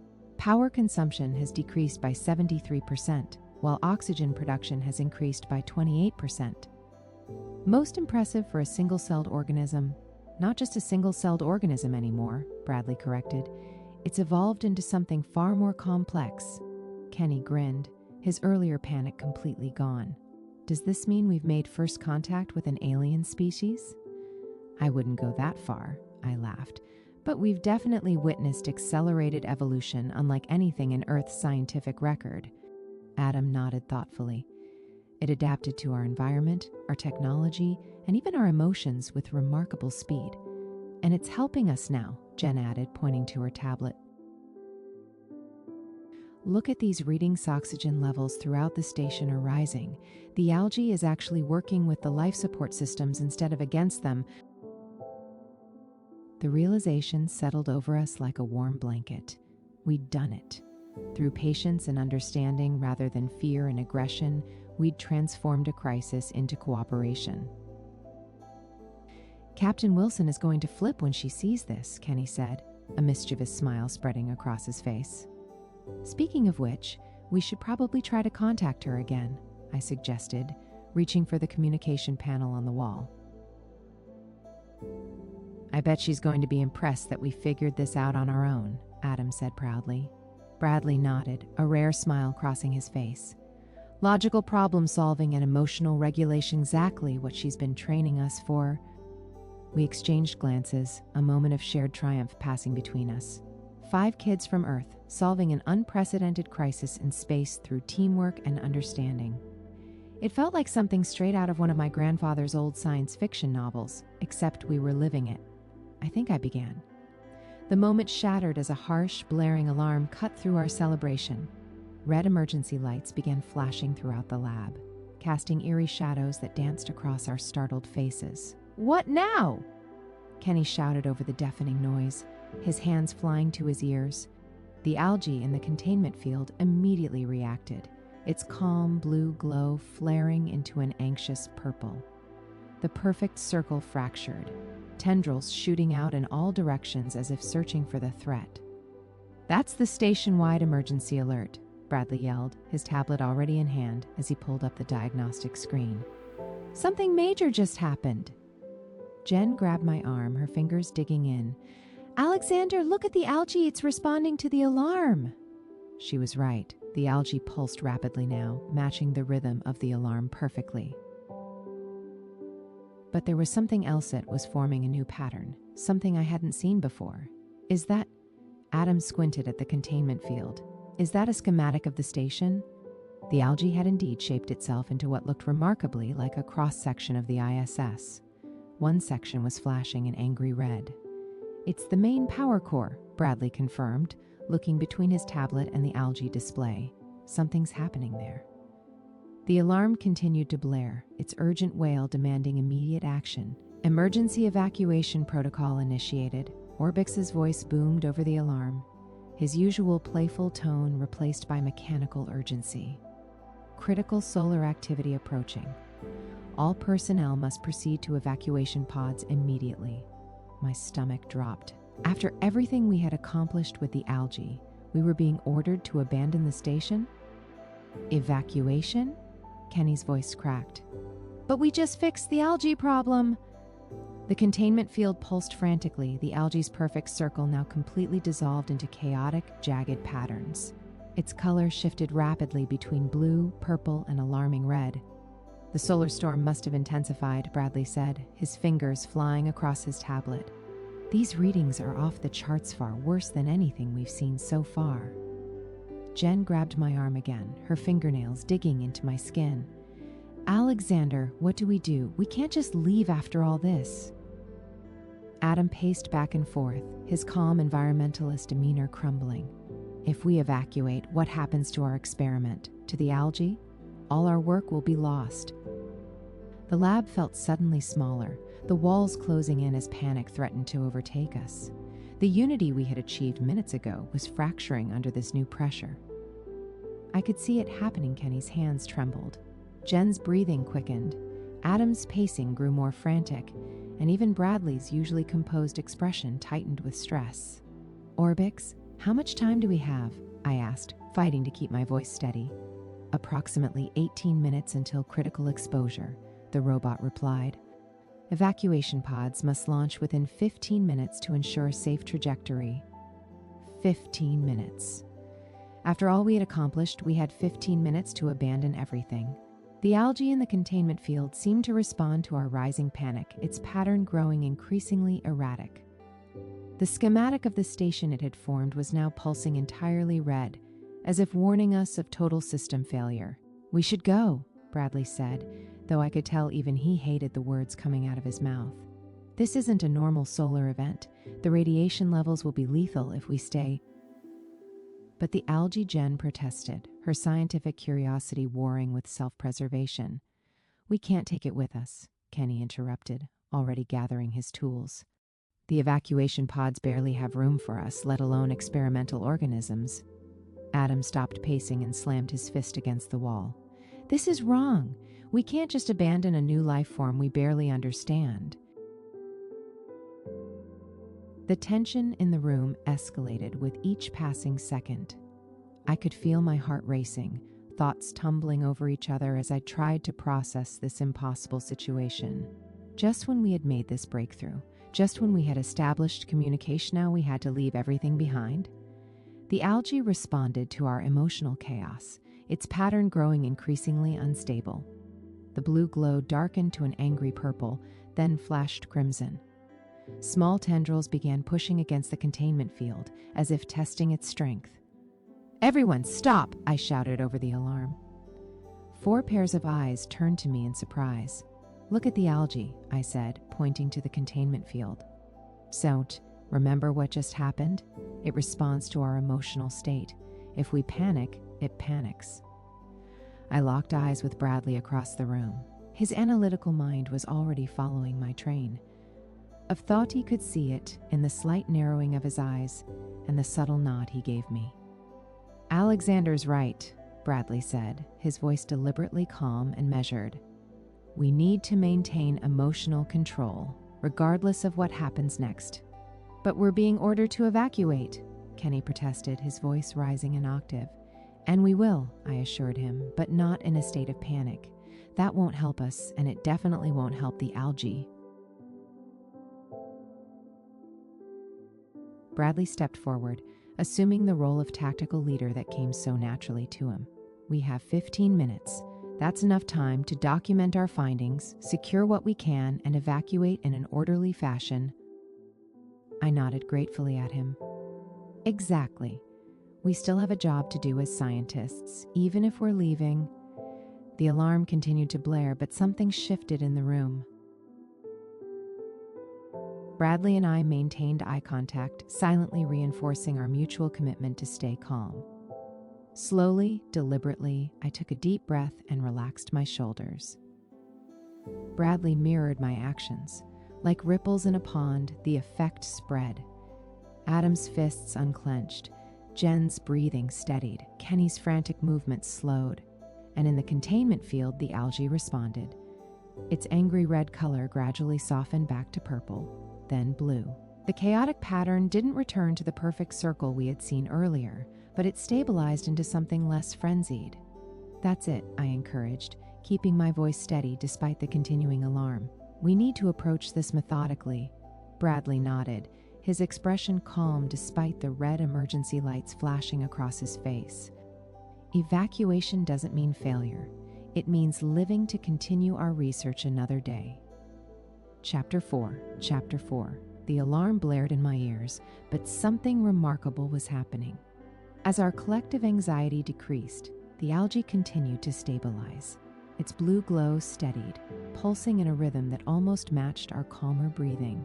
A realization hit me so suddenly that I nearly gasped. "It's not just mimicking our emotions," I said. "It's mapping our connections to each other." "What do you mean?" Kenny asked, his eyes fixed on the algae's display. "When we were panicking, it was chaotic," I explained, the pieces falling into place in my mind. "When we calmed down together, it formed that circle of unity. And now it's showing us as individuals, but still connected," Bradley finished, his analytical mind quickly grasping the concept. Adam stepped closer to the containment field. "So it understands that we're separate beings working together?" "I think it's more than that," I said, my heart racing with excitement despite the evacuation alarm. "I think it's trying to tell us something about ourselves." The algae's pentagon pulsed brighter, as if confirming my suspicion. 10 minutes until critical exposure, Orbix reminded us, his robotic voice cutting through my thoughts. But I couldn't look away from the algae. The 5 points of light in the pentagon began to pulse in sequence, creating a wave-like effect that traveled from one point to the next. When one point dimmed slightly, the others brightened, maintaining the overall luminosity. "It's showing us how we compensate for each other," I said, the revelation washing over me. "When one of us falters, the others step up," Bradley nodded slowly. "Like when I focused on the tactical situation while you maintained emotional stability. Or when Kenny's technical knowledge fills in where my environmental expertise ends," Adam added. "Or how Jen's intuition balances Bradley's logic," I continued. Jen's eyes widened. "That's why we've been able to handle everything the station has thrown at us. Not because we're individually brilliant, but because we're brilliant together," Kenny finished. The algae's pentagon pulsed brighter, almost jubilantly. "This is what it's been trying to tell us," I said, my voice barely audible over the alarm. "It recognized something in our group dynamic that we didn't even fully understand ourselves." I looked around at my Friends Me team. Bradley with his strategic mind, Kenny with his technical genius, Adam with his steady environmental wisdom, and Jen with her scientific intuition, each brilliant in their own way, but together we were something greater than the sum of our parts.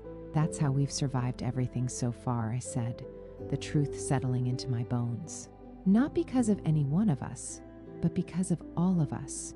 The algae's pentagon shifted, the 5 points drawing closer together until they merged into a brilliant starburst at the center, still maintaining the 5 distinct energies, but now unified into something stronger and more resilient. 8 minutes until critical exposure, Orbix announced. We need to go, Bradley said, though his eyes remained fixed on the algae's display. Wait, I said, stepping closer to the containment field. I think it's trying to tell us something else. The starburst expanded, transforming into a miniature model of the space station. But unlike the previous schematic showing danger, this one highlighted 5 specific points throughout the station, each glowing with the same distinct energy signatures that had represented us in the Pentagon. Those are the evacuation pods, Kenny said, recognizing the layout immediately. The algae's model zoomed in on one pod in particular, the one closest to our current position. Inside the tiny model, 5 small lights pulsed together. It's showing us the evacuation route, Jen said, amazed. Not just that, I realized. It's showing us staying together. All 5 of us in the same pod. Adam frowned. But standard evacuation protocol splits us into different pods to maximize survival chances if one fails. The algae's display pulsed more urgently, the 5 lights in the single pod growing brighter.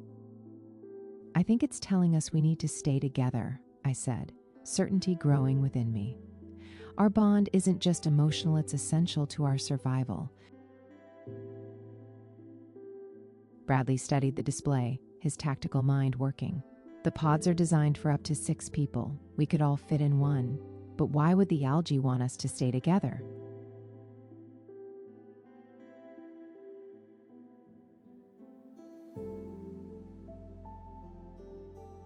Kenny asked. The answer came to me in a flash of insight. Because it's coming with us. As if responding to my words, a small portion of the algae separated from the main mass, forming a perfect sphere that floated to the edge of the containment field.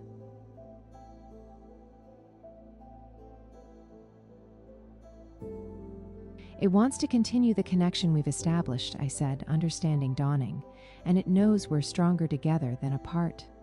7 minutes until critical exposure, Orbix warned. I looked at my friends, seeing the same realization reflected in their eyes. Our connection wasn't just about friendship or teamwork, it was something more fundamental. Something the algae had recognized before we did. Together, we formed a system greater than its individual parts, capable of adapting, compensating, and overcoming challenges that would defeat any of us alone. We stay together, I said firmly. All of us. 4 heads nodded in agreement, and for a moment, despite the blaring alarms and flashing lights, I felt an overwhelming sense of certainty.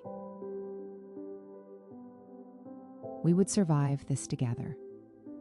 I stared at the pulsing algae sphere, my mind racing with possibilities. We had been treating it like a problem to solve, but what if it was actually a solution? We've been looking at this all wrong, I said, turning to face my friends. We've been trying to contain the algae, control it, or escape from it. Kenny nodded, his eyes still fixed on the glowing orb.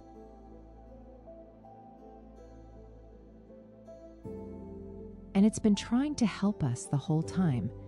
Not just help us, Bradley added, his analytical mind connecting the dots. It's been trying to become part of our system. The evacuation alarm continued to blare, but a strange calm settled over me. The algae's display shifted again, showing 5 points of lightest with a 6th larger light joining our configuration. 6 minutes until critical exposure, Orbix announced, his metallic voice cutting through my thoughts. We need to move, Jen urged, glancing nervously at the door. I took a deep breath. Yes, but not to run away from the algae. We need to work with it. Adam's eyebrows shot up. You mean deliberately bring it with us? Alexander, we don't fully understand what it is or what it wants.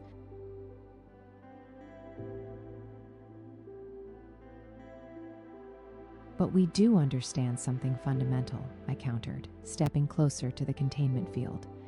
It responds to our emotions, maps our connections, and has been trying to help stabilize the station's systems.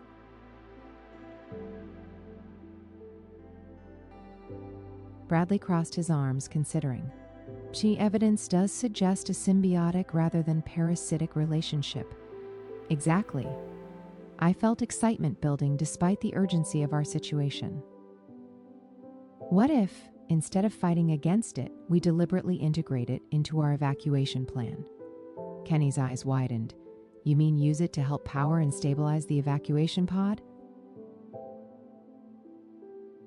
Yes, I pointed to the algae's display, which now showed the evacuation pod with glowing blue lines running through its systems.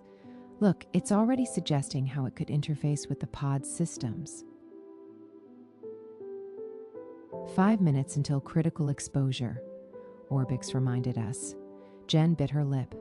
But what if it takes over the pod like it did with the station systems? And don't think it's trying to take over, I said, watching the algae's gentle pulsing. I think it's trying to enhance. Remember how it sealed the hull breach? How it stabilized the environmental controls? It wasn't fighting against the station's purpose, it was supporting it. Adam nodded slowly, like it recognized the station's function and tried to help fulfill it more efficiently. So instead of running from it, I continued, what if we create a deliberate interface? A way for it to connect with our systems by design rather than by accident?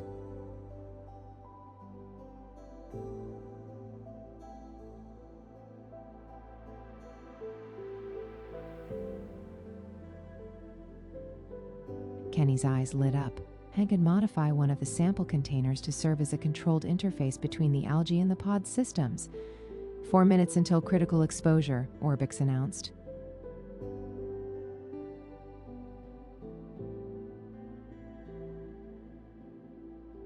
We need to move now, Bradley said, his tactical mind already planning our next steps. Kenny, what do you need to create this interface? Kenny glanced around the lab.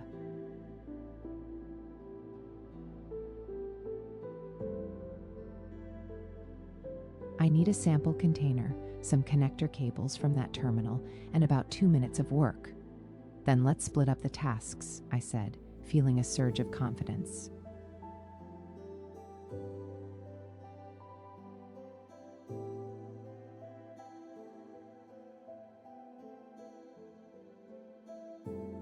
Kenny, start on the interface.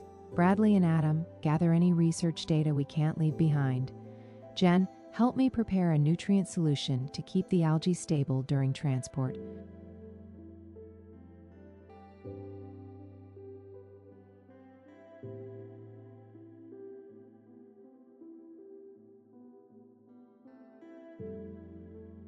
Everyone nodded and moved to their assigned tasks. As Jen and I quickly mixed nutrients, I watched the algae's display shift again, showing all of us working together with the algae integrated into our efforts. It understands what we're doing, I whispered to Jen. She smiled slightly. And it seems happy about it? The blue glow had indeed taken on a warmer, almost joyful quality. The algae's patterns flowed smoothly now, without the erratic pulses that had characterized its distress earlier. 3 minutes until critical exposure, Orbix warned. Almost done, Kenny called out, connecting the last cable to his improvised interface. This should allow the algae to interact with the pod's systems without overwhelming them.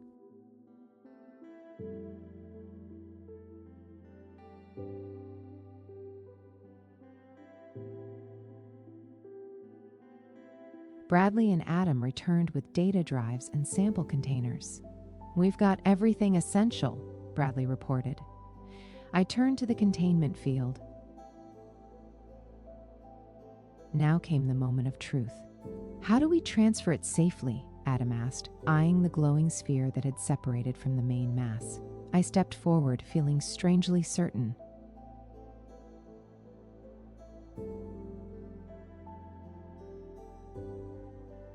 I think we just need to ask. My friends exchanged glances but didn't object. I faced the containment field and spoke directly to the algae. We want to work with you, I said clearly.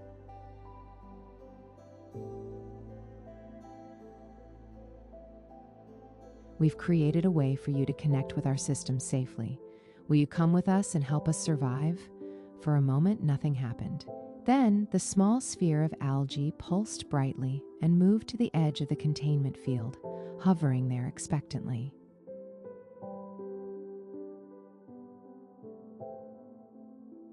Kenny carefully opened a port in the field, holding his modified container ready. The algae sphere flowed smoothly into the container, settling into a gently swirling pattern. 2 minutes until critical exposure, Orbix announced. It worked, Kenny exclaimed, sealing the container. The algae glowed contentedly inside, tendrils already extending toward the interface connections. Let's move, Bradley said, leading the way toward the door. We need to reach the evacuation pod now. As we hurried through the corridors, I carried the container with the algae, marveling at how it pulsed in sync with our footsteps.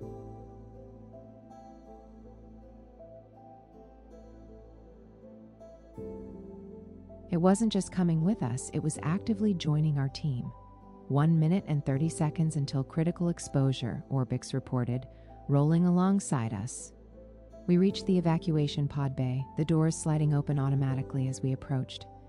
Inside, the pod waited our lifeboat away from the station.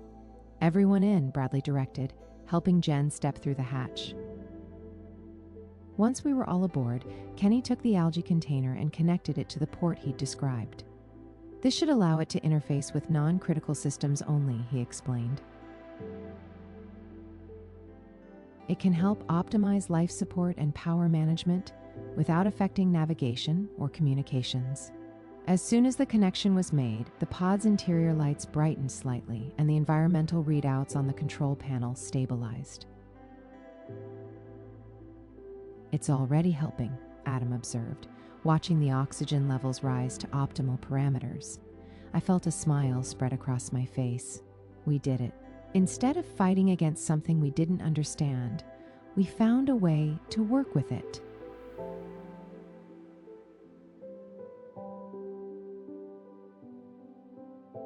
"30 seconds until critical exposure," Orbix announced as the pod systems hummed to life.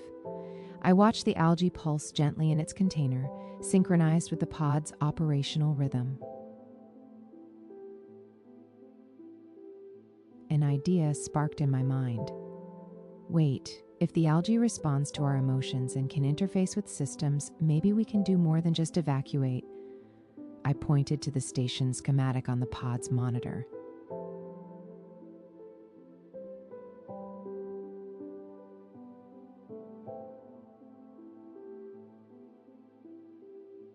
What if we use it to help stabilize the station itself?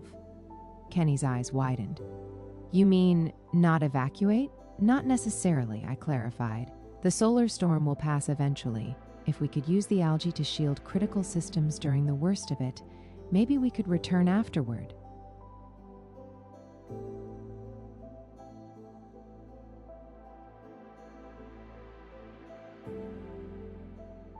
Bradley leaned forward, his tactical mind already processing the possibilities. The algae did demonstrate an ability to redirect energy flows within the station's systems.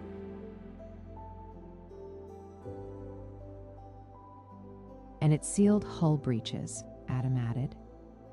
It seems to understand structural integrity. Jen tapped the container where the algae swirled. If it's truly responding to us emotionally, maybe we can, guide it somehow?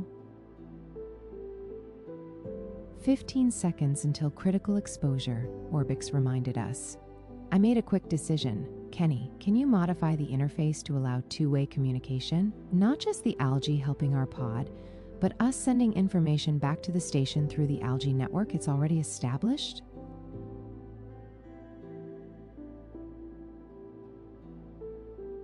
Kenny's fingers flew over the controls.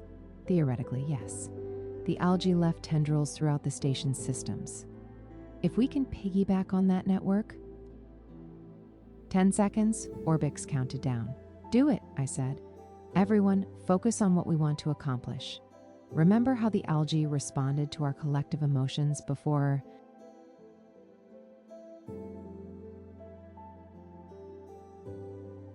The 5 of us gathered around the algae container. I placed my hand on the surface and my friends followed suit. We need to think as one, I said quietly. The algae understands patterns and connections. Let's show it what we want to happen. Bradley nodded. I'm visualizing the station's power grid, rerouting critical systems away from exposed areas. I'm thinking about hull integrity, Adam added. Reinforcing vulnerable sections, life support systems, Jen contributed. Maintaining oxygen generation in protected areas. Communications and data preservation, Kenny said, his eyes closed in concentration. I tied it all together, and I'm focusing on how these systems connect, though they work together as a whole, just like we do.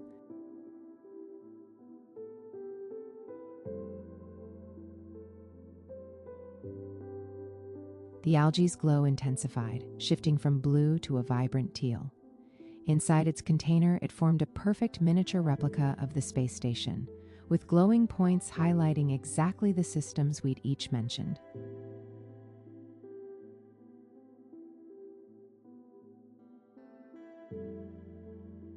"5 seconds, Orbix said. It understands, I whispered. The algae pulsed once, twice, then shot tendrils of light through Kenny's interface. On the pod's monitors, we watched as the station's systems began to reconfigure. Power was rerouted from exposed areas, emergency shields deployed over vulnerable hull sections, and life support concentrated in the station's core. Critical exposure imminent, Orbix announced. The pod shuddered as the first wave of the solar storm hit, but the violent rocking I expected didn't come. Instead, the lights flickered once, then stabilized.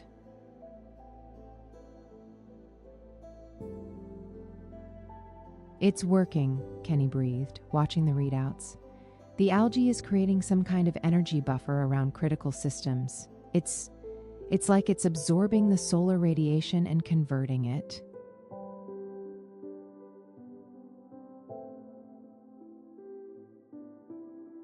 On the monitors, we could see the station's power levels actually rising despite the storm. The algae network glowed throughout the station's schematics, creating pathways for energy to flow safely.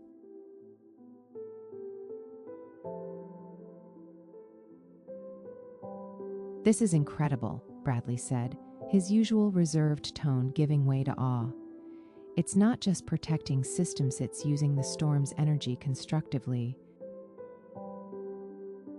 Jen pointed to another reading. Oxygen levels are stabilizing throughout the station. The algae is maintaining environmental systems at optimal levels. It's doing exactly what we visualized, Adam said.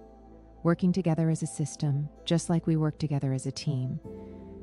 I felt a wave of gratitude toward this strange life form we'd accidentally created.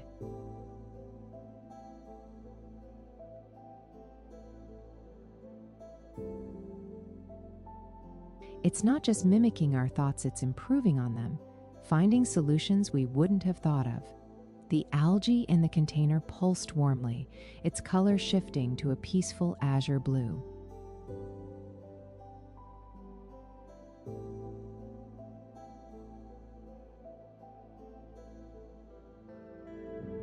The frantic pace of its movement had calmed to a gentle swirl, mirroring our own growing sense of relief and wonder. Storm intensity at 70% of projected maximum, Orbix reported. Station integrity holding at 93%, significantly above survival threshold. Kenny grinned. We don't need to evacuate. The station will weather the storm.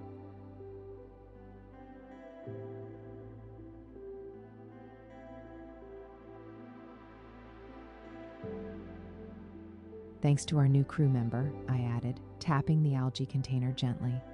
The five of us exchanged looks of relief and amazement. What had started as a terrifying crisis had transformed into something remarkably a new form of collaboration between humans and this extraordinary life form.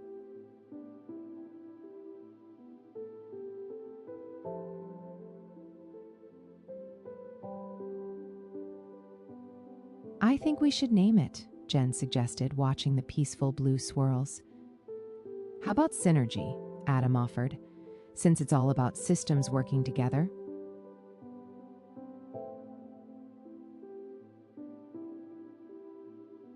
I like it, I said, smiling as the algae pulsed brightly, as if in approval.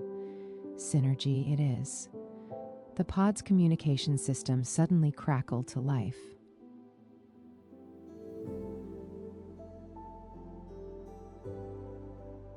Through static, we heard a familiar voice. Team, are you still aboard? Captain Wilson's voice broke through. What's happening with the station systems?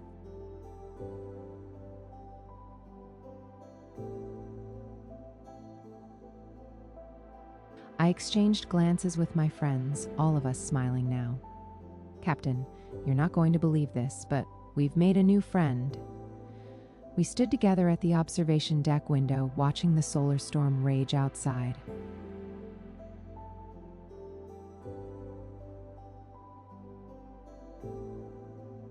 Brilliant ribbons of charged particles danced across the void, painting the darkness with vibrant greens and purples.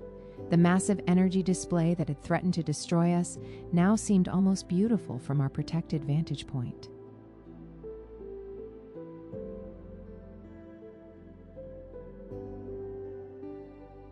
It's like the northern lights, Adam whispered, his voice filled with awe, but 1,000 times more intense.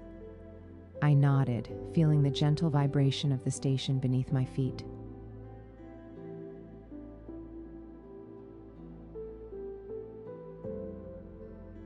The systems hummed steadily, safeguarded by our unlikely alliance with Synergy. The algae's network pulsed throughout the station, visible as faint blue lines tracing along the walls and ceiling.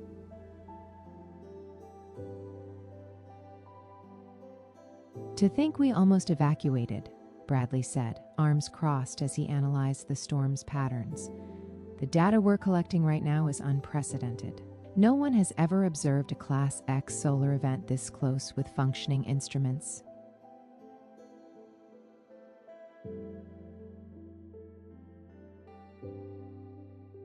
Jen pressed her palm against the reinforced glass, and no one has ever had help from a sentient algae colony before. Kenny chuckled, the sound carrying a hint of disbelief.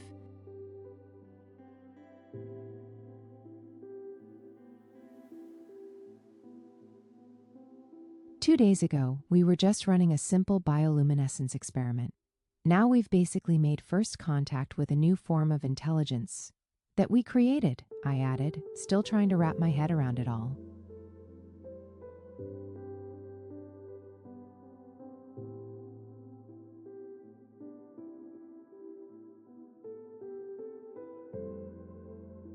Something about our genetic modifications combined with the solar radiation. Captain Wilson stood slightly apart from us, her posture rigid but her expression softer than I'd ever seen it.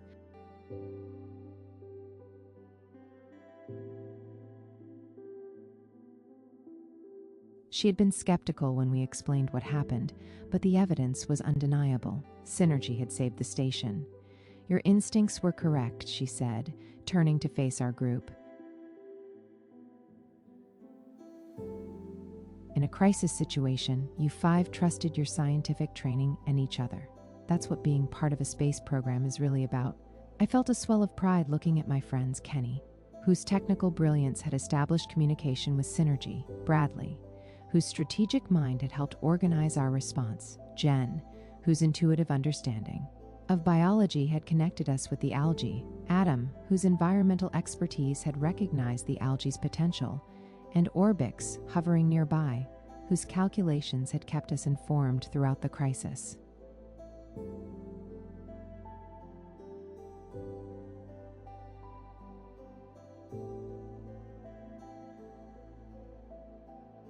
We couldn't have done it alone, I said.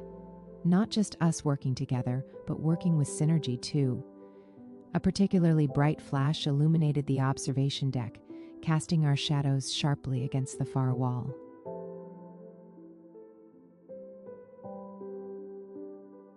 The station's lights dimmed momentarily as synergy redirected power to reinforce the electromagnetic shields.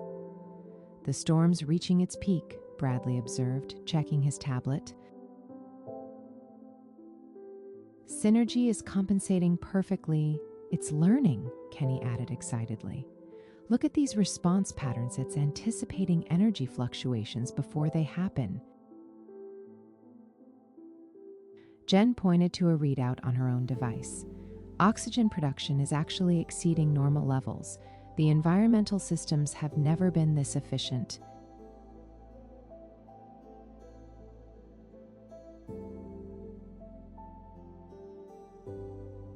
It found a better way, Adam said, smiling.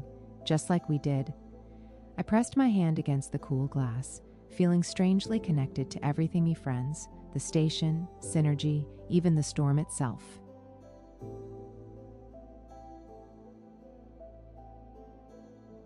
We had faced destruction and found harmony instead. You know what this means for future space exploration? I asked, turning to my friends. If synergy can be replicated, long-term missions would have a biological backup system that adapts to crises.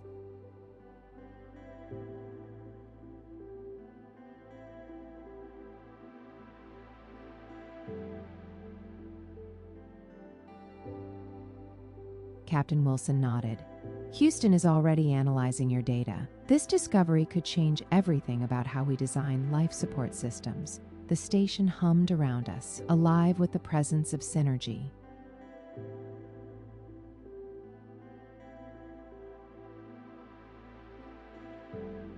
Through the window, the solar storm continued its silent, beautiful fury, but it no longer felt threatening. We had transformed a potential disaster into a breakthrough.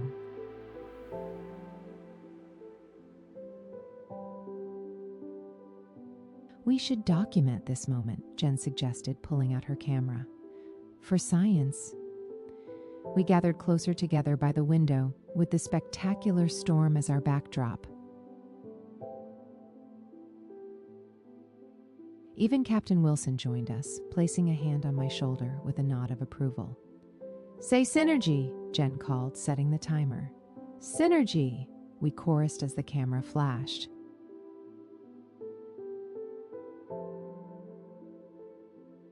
The image captured us, standing together, 5 kids and their captain, plus 1 robot, framed by the most powerful solar storm recorded in decades.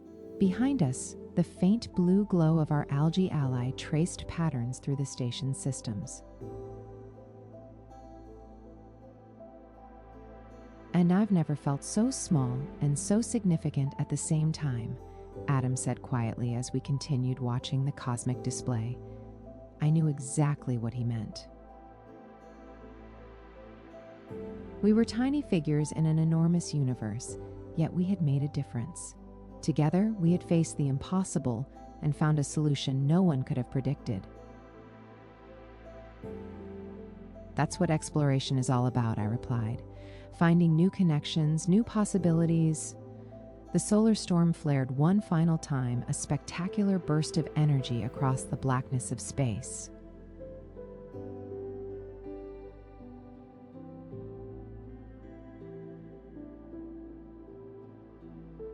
Synergy pulsed in response, its network glowing brighter throughout the station before settling back into its steady rhythm. We stood there in comfortable silence, united by what we had accomplished.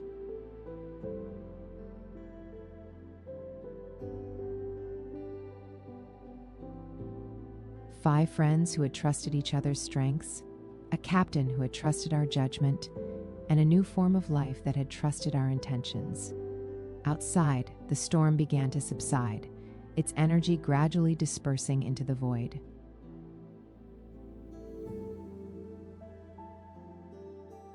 But inside, the energy we had created together, human and algae, science and intuition, problem and solution that energy remained, connecting us all.